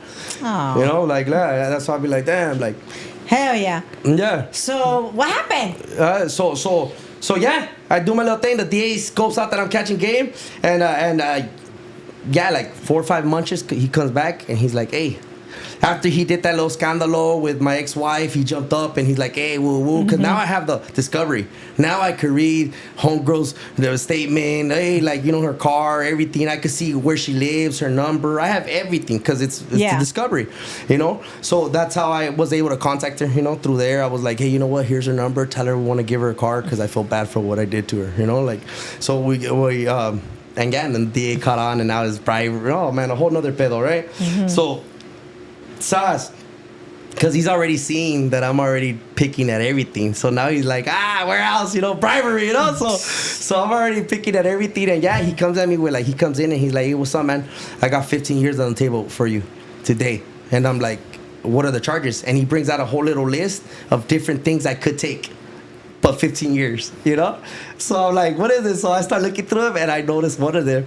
Right? I'm reading it and it says assault with a deadly weapon, 3 years, doubled up to 6, because I was already a striker because of the robbery when I was younger. Right? So I go and it's another strike. So now I'm a 2-striker now. So I go and everything's gonna be doubled up off the back. Right? Wow. So I got 3 years for assault with a deadly weapon, doubled up to 6. I got 1 year for the drug, doubled up to 2. That's 8. 1 year for the firearm with drugs, doubled up to 2. That's 10. And then 5 year prison prior. Right? But mind you, I'm looking at this as I'm taking the deals, and I'm like, shoot it, you know, like shoot it. Why? Because they're only giving me 1 year for this, 1 year. The whole point is that he's just trying to add up 15 years. Yeah. You know, like he doesn't. So he's giving me different options of what charges to pick from, right? So that's like crazy. Yeah, right. Because that's pro per. Like you work out your deal. You know, like basically what the lawyer would have done for you. Like, you're doing it for yourself. You're doing it for yourself. You know. Yeah. So I worked it out. I was like, you know what? I ran through the charges, and I'm like, you know what? This one right here doesn't even make sense. I've never been to prison before. Why would he give me a prison prior? Yeah, exactly. You know? So I'm like, take it. I'm like, take this one. Why? Because it don't make sense, and I think this guy doesn't see that you've never been to prison before, you know? So I took it. I took that one. I took 15 years. I took that, a 5 year prison prior, everything, and I ran it. But why didn't you just say, like, hey, I haven't never even been to prison? Because the point is that he wanted 15 years, and I knew that off the back. I knew that he wanted 15 years, and I was gonna get it in my own little way. I was gonna try to beat the system, but I just had to keep my mouth shut and just keep my head up, you know. Got it. So I knew off the back. Like he knows that I know that I didn't do 15, that I never been to prison, but I'm gonna still do it. I'm gonna give him his 15, so he could take back and be like that, and I'm gonna win this down the way. Got it. You know. I'm gonna win this down the way. Why? Because no estoy pendejo. Got it. Got it. So I'm already thinking that. Mind you, you're working. Your brain is going. Yeah. I'm like, you know what? I'll make it home sooner. Now for sure, I'm gonna open the shop. Facts. For sure, I'm gonna open a shop. Right? I'm thinking that the whole time. And I call mom. All right, mom. 5 months later, you're right, mom. You're right. I got 15 years. They gave me 15 years. See? That's better than 23 at least. Like, that's good. Yeah. I'm like, that's right, mom. Boom. So I came back so happy. I come back to the pro Barbastro and I'm winning. There's people right there staring at me like, you just got 15 years and you're happy? I'm like, I'm super happy. I'm going to make it home and I'm going to open up a shop. And when I do, I'm going to look back at this and be like, it was nothing. That's right. You know? And I thought like that the moment. I swear to you. I got off that bus and all I could think about was 15. At that time, I was already like 15 because you never know. You know, the max out your time, you never know. Yeah. You know? Like so I'm already thinking in 15 years from now, I'll be still in my 30s, late 30s. I could pull it off. Yeah. I could pull it off. Yeah. I could open up a business. Yeah. You know? So you got sentenced to 15 years. Yeah, 15 years. And how long did you do? I did 9 years. I was 15. Good. Yeah. Oh, good. Yeah, okay. I did 9 years. And so you got sentenced, you go back, everybody's like, damn, you're happy with 15, you're fucking, like, you're super happy, which you're good, which thank God, right? Yeah. So what happens? What prison where did you go after that? I go to reception to Wasco. And how was that? You've never been in prison before? Never been in prison. I'm pulling up on the bus, and you know it's a trip, right? Because you probably see it at the movies and everything. But when you go into a little rotunda, they line you up, and they're like, if you ain't never been to prison, they got a whole little speech. The Hudas right there. So I was right there, all like just tripping out, like all right. And me, I've always kept that tough face, like you know, like I've always been like And there I'm like, man, I got this. But I mean, inside let me I'm see like, it. Let me see the tough face. you know, like, so in prison it was like more like, you know, like, nah, I can't say that tough face, but I'm like the super firme one. Yeah, like that. You know what? I'm not worried face. If anything, that's more what I mean. You know, and like I'm just counting. No. But I'm saying like that's more what I mean. Like I've always had that little like you know what? Like I ain't tripping. Like I ain't worried. You know, like okay. yeah. You know, so. Yeah, I would listen to him. I'd be like, okay, whatever, you know. We get put to different cages and stuff. And yeah, you start seeing you. They start telling you right there, like, hey, if you're gonna leave, you know, if you're gonna leave, go ring this bell and you go on this side. And then if you're gonna go, dang, you say that. Oh yeah, right out the back. When you're going to prison, they'll tell you straight up, like, hey, they'll go in their interviews to know where to place you. You know, because you're barely coming to prison, so they'll come and they'll interview right quick, like a quick little in front of everybody though, because you know you can't be having one-on-one interviews with the placas, you know. So in front of everybody right there, like, hey, boo boo, what are you wrong with everything? Because we're separating everybody. They're separating everybody in their own cages. Okay. You know, that's how prison is. You know, so they separate you two in your own cages, and then as you're getting separated, they separate them. But the ones that are gonna ring the bell, you could kind of see them already a little shaky. Yeah, you know, I'm already like, what are you seeing them or like what? Yeah, like you can see they're scared, I guess, you know, like you're it's a dog world in prison. You can smell the fear, you know. Yeah, you know, like so you kind of see it coming, you know. But mind you, all of us are barely coming into prison, so you're kind of like you don't know what to expect really, you know, like there's some people that are in the crowd that already been there and already telling everybody. And you can tell by the way they are. Yeah, you know, that I already know and already, you know, they already know what they're doing, you know. But it was my first time, and I could just look at people like scared, you know. I could see people, I could see the fear in them, and I was like, I hope I'm not showing that, you know. I was like, I hope I'm not showing that. Yeah, straight up, you know, like So yeah, I would see people ding, and I was like, what the hell? Like, and then we were in the cage already, and I could see people ding, and I'm like, what the hell? Wasn't that the homie we were just chilling? What the hell? Yeah, like the homies would be on the bed, like, damn, that's crazy, fool. Like, oh, yeah, that's how it is when you first go. I mean, so yeah, then we go to our cells. Processing is, oh my gosh, right there, and go through all day. Finally, you get housed, you know. You get your little bedroll, you lay down, and bam, the reception starts. So at that time, the wait was a minute. So I was in reception probably maybe 6 months. Yeah. Did you have a celly? Yeah, I had a lot of cellies. Yeah, I had a lot of cellies throughout my whole prison term, you know. Yeah. Then I finally get my transcript to go. I'm getting sent out of state, right? So I'm like, oh, cool, out of state. It's a level 3, and I'm like, okay, cool, level 3. Like, oh man, level 3. Like I heard as you get, you know, in my head, I've already heard all the homies already schooled me. They already know. They're like level 3s, level 4s. They're the turned up ones. They already, you know. So once I'm hitting the 3, I'm already thinking like, oh shit, like, oh man, I'm on level 3. Like, okay, you know, all right. In your head, for sure. In my head, yeah. Mind you, I'm already like, what the hell, right? So I go, man. They sent me out of state to La Palma. Where's La Palma at? La Palma's in Arizona. Okay. Yeah, all of us. They were just opening it up again for all of us. So boom, we get there. I get there. I'm not even there 2 weeks. I got my Xbox there. I got like little things there. As soon as they left me off of like they give you like a week where you can't come out because you're still getting like what is it called, like processed in that new space you're going, right? So immediately when they opened my door and I was out there, I went to go kick it with the homies and everything. I kicked it probably for like 2 weeks, and then I caught my shoe term. Yeah, I caught my first shoe term right there. A homie of my celly, he needed to take care of something, and we took care of it in the room. And the homies walked out. I stayed back with the homie. And they caught that on camera. When I stayed back, we stayed back to help him out. Boom, boom, help him out, make sure he was good. And boom, he left. He was cool. He was good. 2 days later, like a day and a half later, he goes man down in his cell because he had internal bleeding. Yeah, he swelled up and he was dying inside. Yeah, oh my God. Yeah, he swelled up from the inside because I guess he had a ruptured spleen and stuff like that. Yeah. So he got airlifted and they ran the cameras.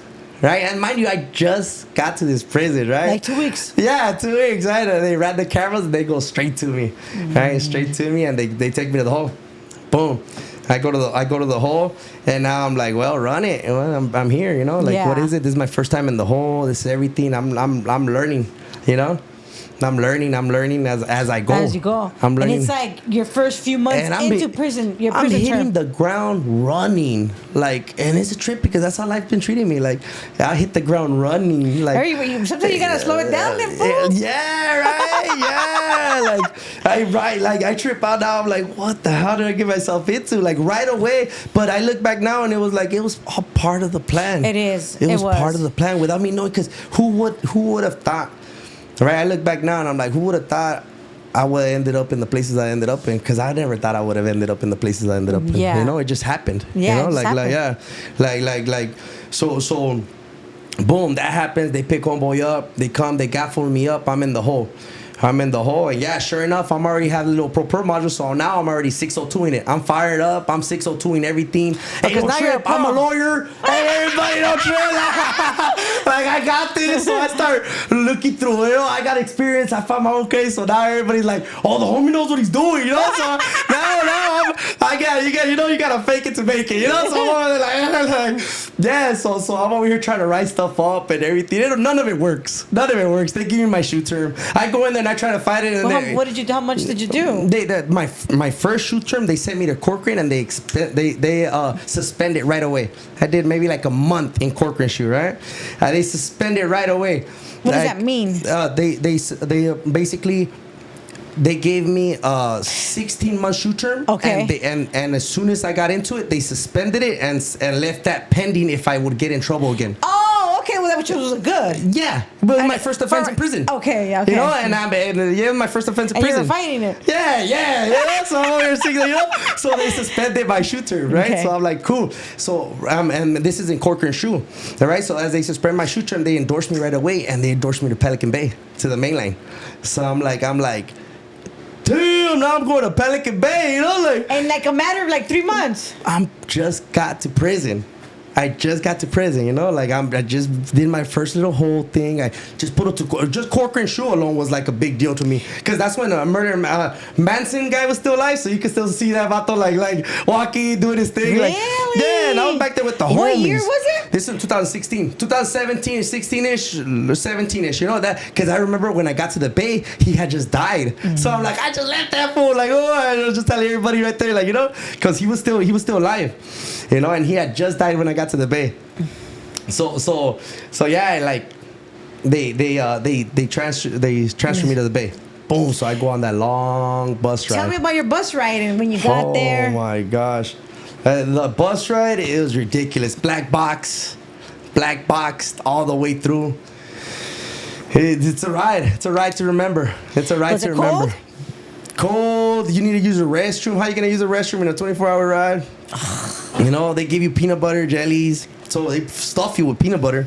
So imagine you're stuffed with peanut butter. You need to take a dump, you know? Like, yeah. And I heard other people, like they would get fed like street outside food. That didn't happen to me. I never had that experience in prison, not once. No, you know what? And I've had guys come and say like they went to go eat, but I didn't eat. Yeah. Because I wasn't gonna be shitting to myself. Oh, see, that's a good thing. I probably still would have ate. I'm a big boy. I would have been like, slide that on me. I'll hold it in. Yeah, but you go through all that, like, dang, man, you know, like. Yeah. Yeah, but yeah. You got there, and what happened? It got there, and I'm in the main line. Now I'm in the main line. Everybody already starting to get to know me. Everybody, even from as it goes, I'm picking up my name. You know, I'm picking up. Everybody knows me already. It's going. They know me.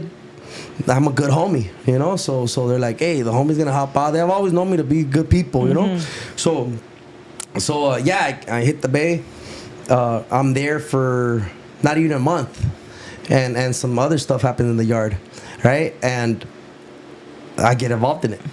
Right, I get involved in it, and boom, I catch a shoot term. Now, mind you, I still have other shoot term pending on me. So now they give me my shoot term. Now I have to do 3 years in the back.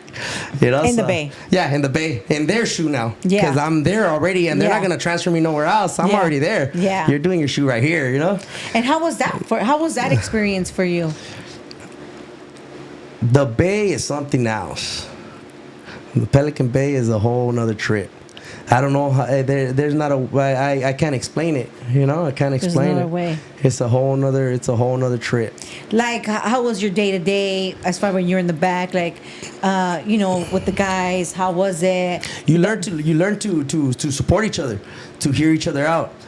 You know, because we're not robots, and a lot of homies Become robots? no, they don't, because in prison I don't think so. I mean, I only say that not robots because, and then I say they become robots because we get trained to be such a certain way, and our days are so routine, and we become not feelingless, but feelingless. If that makes sense. Yeah, in a way. You know what I'm saying? Yeah, in a way, I get you. But no, nothing was like that.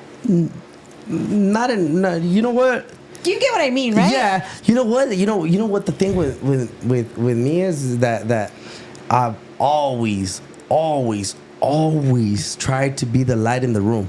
Yeah, you have good energy. Know? Yeah, you're funny way. Yeah. You know, so like I've always tried to be. So even when we're in there, and I would feel the vibe, because you could feel it, and it drags you down, and you have to be able to be strong enough and be like, shake the shit off.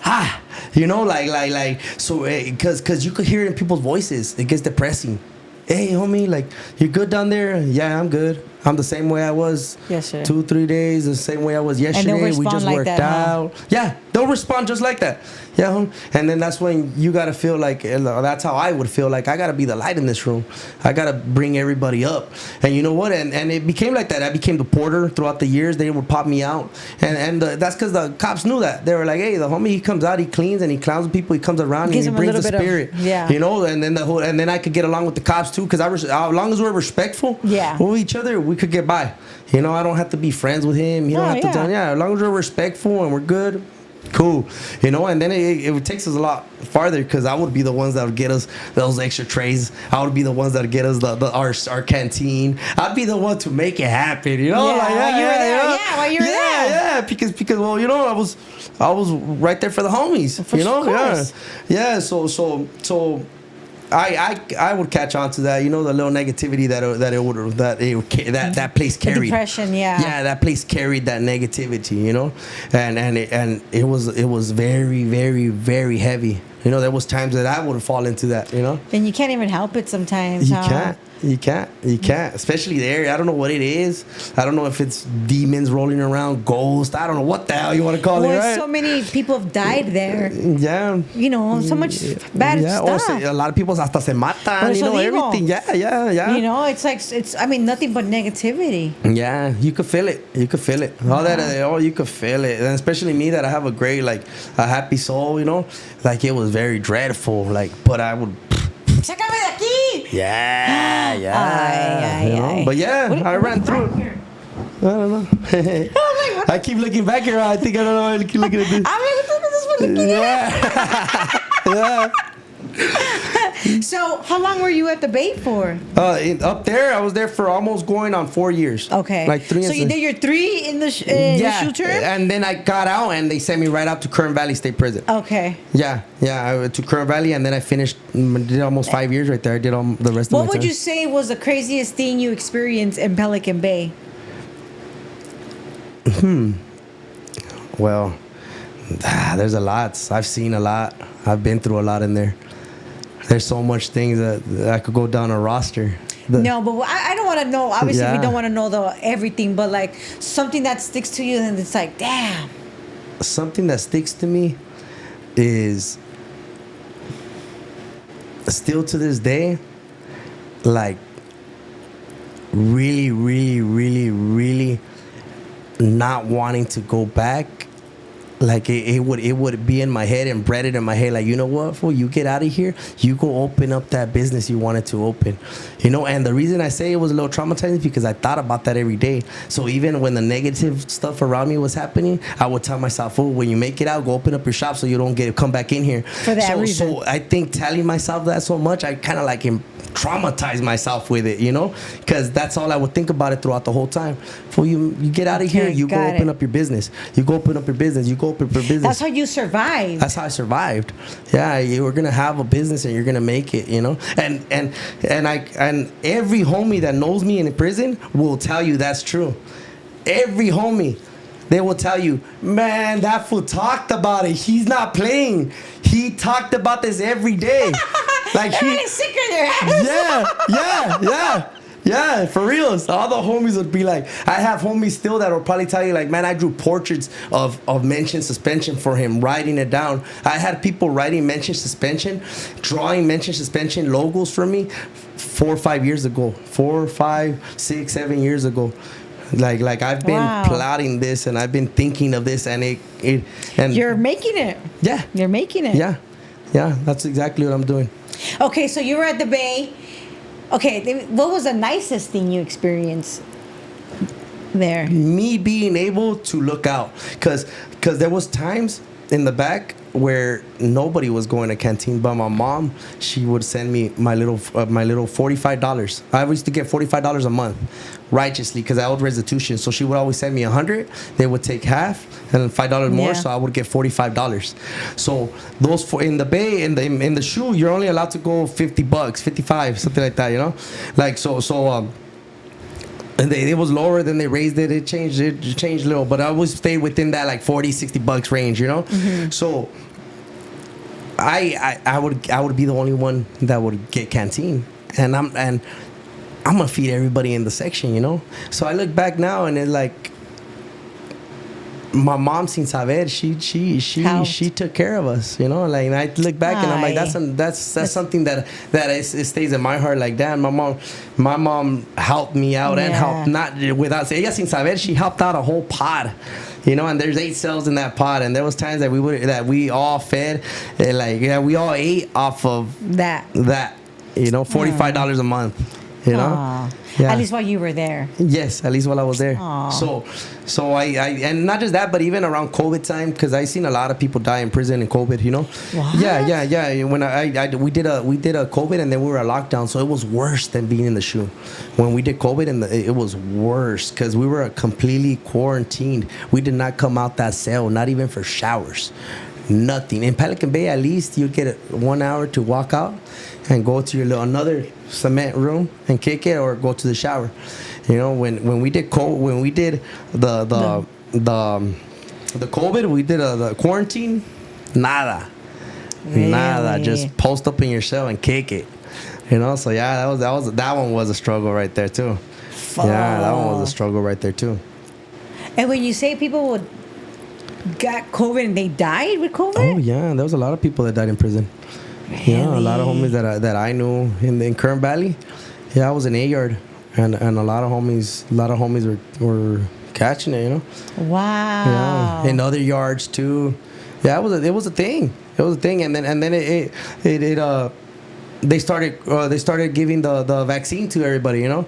So a lot of us in the beginning we weren't like for it because of everything, you know, everything. But then we weren't allowed to get visits. If you didn't get it, and you know, me personally, I never got visits. I didn't get visits for years, so I didn't care. But a lot of other homies wanted to get visits. A lot of homies wanted to go out there. So for the process of that to begin, we all needed to get it, you know. Mm-hmm. So we all got vaccinated, and that helped the process of us starting to come out ourselves, starting to get more yard.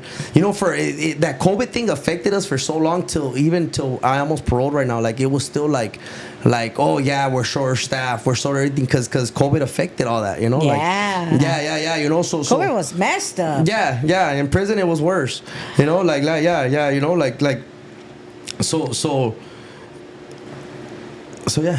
That shit was messed up. So your last years you were at Kern Valley, and earlier you mentioned that you started buying things while you were incarcerated. Yes, right off the back, you know, because I've always been a hustler, you know. So right off the back, I started finding hustles, man. Like I used to fix TVs. I'm very good with gadgety, right? So I used to make little remote controls, right, that would run through your whole wall, and you could just click. So yeah, I used to sell them for $25, and I make them like quick, right? That run a wire straight to the wall, and you connect it to your TV, and you have like a little remote control. You know, everybody wanted to bum it and kick back, so yeah. How cool is that? Right, so I started making remote controls, and I was slinging them, tuk tuk tuk, right? And so I started stacking up right there, and then I started getting into winemaking. I got involved in that and winemaking. I started making lightning, yeah. So then that made me some money, and then eventually I started buying phones. Then I started renting them out. So as I was hustling, I was like, you know what? I'm a hustle in here, so I could open up a business out there, right? So I'm like, you know what? I could pull off like an overnighter. I could buy myself a jack. You know, I could buy myself you know, to take off the centers, you know, the little centers of the valve stems. I could buy myself a bag of valve stems. I could, you know, so I started buying little by little tools from Amazon on my phone.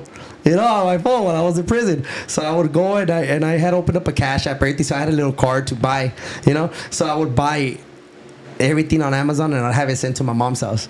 And little by little, every overnighter I would buy something and I'd send it to my mom's house. I did that for like almost a year and a half, almost 2 years. And your mom, when she just be like, Yeah. todas esas cosas que son. Yeah, my mom figured este güey va a abrir su llantera. Yeah.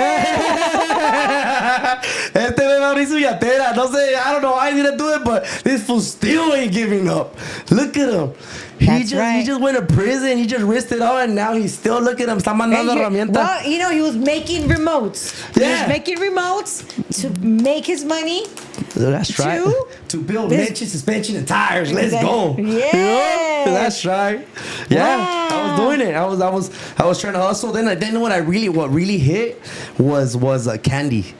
Oh my gosh. Anybody that knows me in prison will tell you he's not lying. What do you mean candy? I started making Laffy Taffies like this long. Right?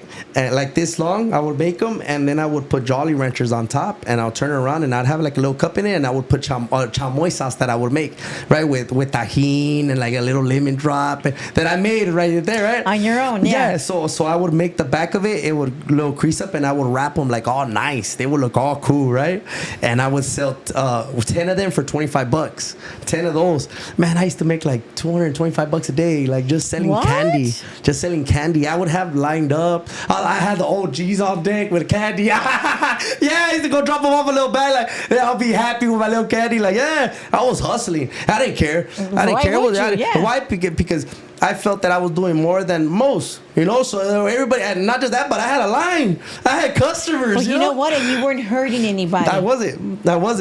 If anything, everybody supported it on the yard. That's right. And everybody loved my candy, so they were like, yeah. You're still a fucking candy seller. Yeah. I was. That got me by. Cool. That's good. That got me by. That got me by. Yeah, because there, you know, there was a lot of, like, you go through a lot of searches and stuff, so it wasn't always relying on your phones and stuff like that, and even not just that, but they're expensive, you know. So if you lose it, you're gonna stop for a minute till you stack up your chips. And how you gonna stack them up if you ain't gotta hustle? Yeah. You know, you're gonna be calling your mom, calling your family. Nah, you know, you're a grown ass man. You better hustle, figure it out. You know. Yeah. You know, like. Wow. Yeah. So I started making candy. And then it's a trip because I made my first little batch. I made it off of $5, right? I sold it for 40, right? Yeah, I sold it for 40, quick, you know. So I sold it for 40, and then I was like, you know what?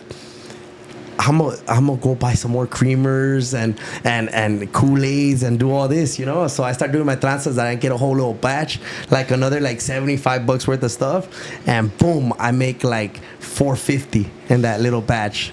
Yeah, you know. So I was like, man, I'm killing it. And not just this, but nobody's making this because it's a lot of work. And ain't nobody trying to work as much as me. Ain't nobody going to top my hustle. Nobody. And I was like, you know what? Run it. So I started making taffy. And you know, it was a trip that I started doing it. And then everybody thought, that's easy. Why don't I do it? And then they couldn't keep up with me. It's a lot of work. Even then, to make candy, Laffy Taffy, it's a lot of, you got to put a lot of elbow grease into it. Like, yeah. Really? Oh yeah. You gotta shape it out and everything because you gotta get ready to cut. And then when you're cutting it, you can't just cut it with anything because it becomes hard. It's laffy taffy. So you're just like, and I'm telling you, there'd be some people who thought they could be like, hey, you know what? I'm gonna be his competition. Like hater ass fools, huh? They could not be my hustle. I'll tell you because I was out there. I'll sit there and I'll make it. And they'll make one, and they'll be like, oh, I don't know how you do those many a day. Like I'm like, I'll be right here in Chinga. That's why. But I look how much I make. Like, they're like, damn, fool, like, you know. So the grind's always been there. So now when I'm out there 2-3 in the morning, you know, working still, I'm like, nobody's gonna top me because nobody's gonna do what I'm willing to do for my business. Right. You know? That's right. Nobody's gonna top me. And so when I trip out, when I hear other people like, oh, you have competition or nothing. Nah, ain't nobody's competing against me. Why? There's enough money for everybody. Yeah, there's money everywhere. If you're willing to put in the work, there's enough money for everybody. Yeah, there is. I'm not competing against nobody. I'm building Mention Suspension and Tires. That's right. Like, what I want this to succeed, and it is gonna succeed. Amen. I've been through a lot, That's and right. I don't tell my story here to glorify any of that. I tell you, of course not. Yeah. I tell you my story because I want everybody to know where I come from. I come from the struggle. And I know what it is to struggle. So nobody could tell me that they can't do it because I'm doing it. That's right. You know, like I'm doing it, and it's not easy. It's not easy, not one bit. I'm broke right now. And you're probably wondering, like, how you broke if you work and your videos are out there? I have people helping me. And I have to pay them. I have to pay gas. I have to pay inventory. A day just for me to be running, I have to spend money to be Mention Suspension and Tires. It's how it goes. And if I don't work, it's not gonna. And how long have you been out? I've been out. I got out November 23rd of 2014. It's the 2024. I was like, damn, fool. Yeah, like you been out forever. But what you mean? Get off the gas. Get off the gas. No, of course not. No, yeah. I got out last year in November. I got out in November 23rd, and by November 27th, I was working back at Santana Tires. I know it took me a long time. 4 days. No, 4 days. Yeah, 4 days. Wow. I went back to work, and it was like riding a bike. I just got straight to it, and even the 3 days in, I already sold a set of wheels. I'm already financing people. I'm already on it, you know. And Marcelo at Santana Tires, the owner right there, he was like, oh man, I seen his numbers just that month alone that I was back on my first month. And I didn't review the rest of the month. On my first month, I brought him in $60,000 on my first month. Wow. You know, and that was me counting on the cuts. Not even getting the full ones because I was like, I can't keep counting. And the reason I'm doing this is because I came out with a goal. So I'm counting what is it that I can produce. Yes. What is it that I can produce? And I'm thinking this go off the back. And mind you, I did not go in sneaky because immediately when I went to go get back work with them, I told them my plan is to open up a shop. And I want to open up a shop. And they asked me, what's it going to be called? And I told him it's going to be called Mention Suspension and Tires.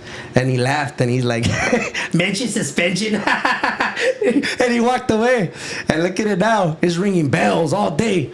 You know? That's right. That's right. So it's a trip because I did it. I believed in myself and I still do. That's right. You know, because if you don't believe in yourself, who else is going to believe in you? Yeah. Because there's our kids. Yeah. You know? Yeah, you know, so it's like, and then now that I'm in the position that I am now, like now, like I said, I started a month ago, right? So you just started 30 days ago. A month ago. I started June 7th of 2025, Mention Suspension and Tires. Yeah, because I saw that video. Yeah. Where you said that. Or you said that earlier. Yeah. Today, right? Today. I saw that. Yeah, I just opened it up. No, it's gonna go freaking up. It is, right? Primeramente Dios. It's gonna go far. Watch. Yes. I want Mention Suspension and Tires to be a household name. I want it to pull up on everybody.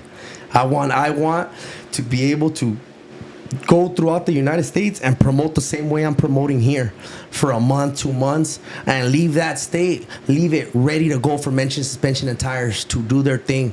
I want people to go and run their own Mention Suspension and Tires and just make sure I'm taken care of because I build that platform for all of us to eat. Yes. You know? So what exactly does, like, let's just say I hit like my tire pops, or like what exactly is mentioned suspension tires? Mention For the suspension people and that tires. don't know. We mention suspension and tires. That's me, and I offer suspension and tires. We focus on suspension and tires. That's what we do.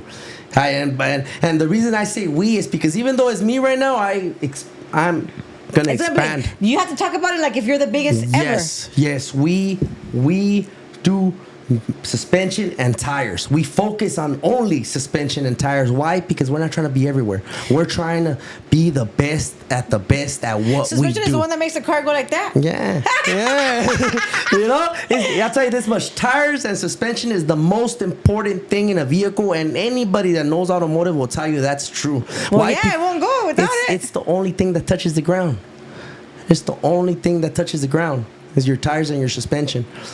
You know, if that's not touching the ground, you ain't going nowhere. Facts. You know, you're just there. Yeah, and we're focusing on suspension, and tires just to be suspension and tires. Nice. Just to be suspension and tires. I don't want to get involved in nothing else because I want to be the best at what we do. That's right. Love that. How do you feel? I feel great. Good. And your mom? She's good. I'm saying, like, how does she feel? Like, she sees you, you have all your equipment, you have your truck, like. You know what? My mom's always been a tough cookie. Oh my goodness. You know, la señora Gaby needs to get it together. Yeah. So my mom's. I know she's proud because I know it, but my mom. My mom has her ways of expressing it to me. Got it.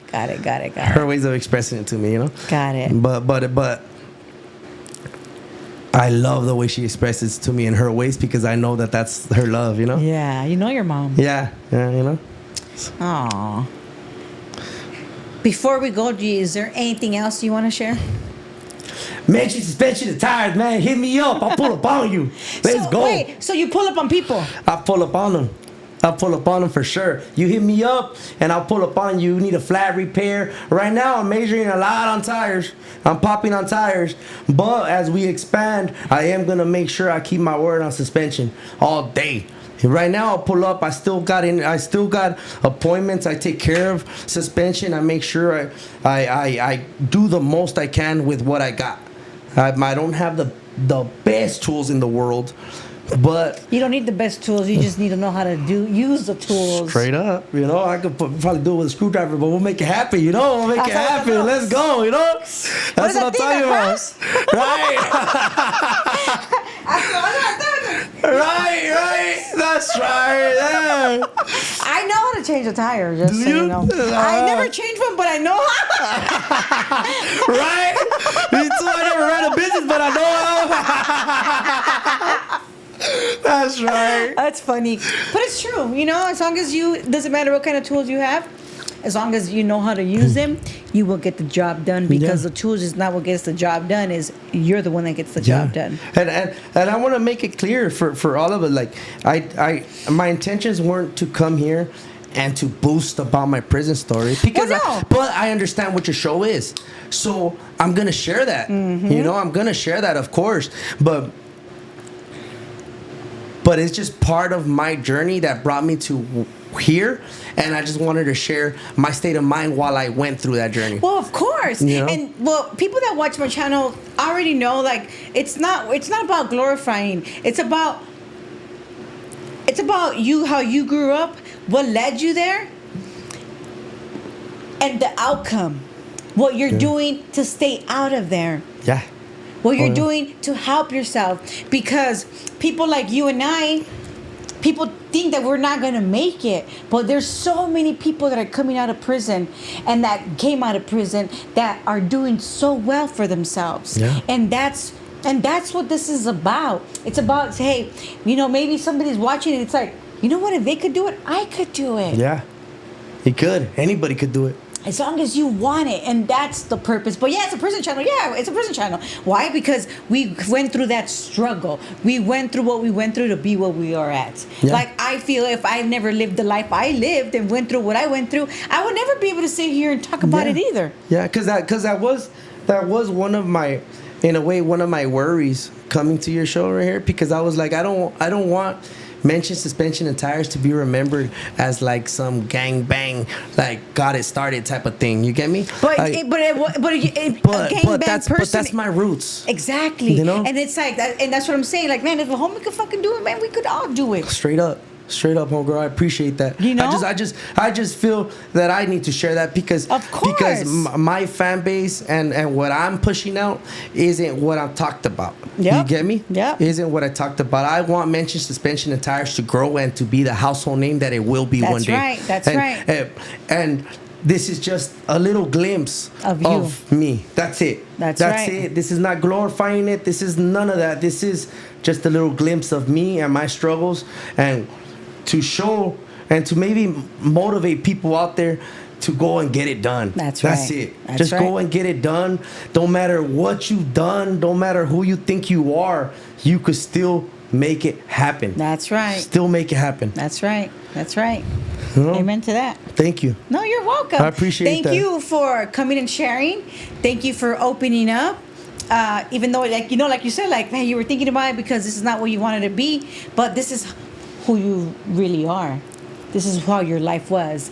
And you've gone through all of that, all because you wanted to make your business. Yes. You and know? It's you're coming making true. it, bro. You're making it. It's You're coming making true. it. That's right. That's and right. again, Moses, thank you Thank for you. sharing. Thank you for having me here. Of I course. appreciate that. And you're going to go up, fool. I am. Watch. Mention suspension and tires is going to get there. That's Watch. right. That's right. Thank you again. Thank you. You guys, don't forget to like, share, and subscribe, and follow us on Instagram.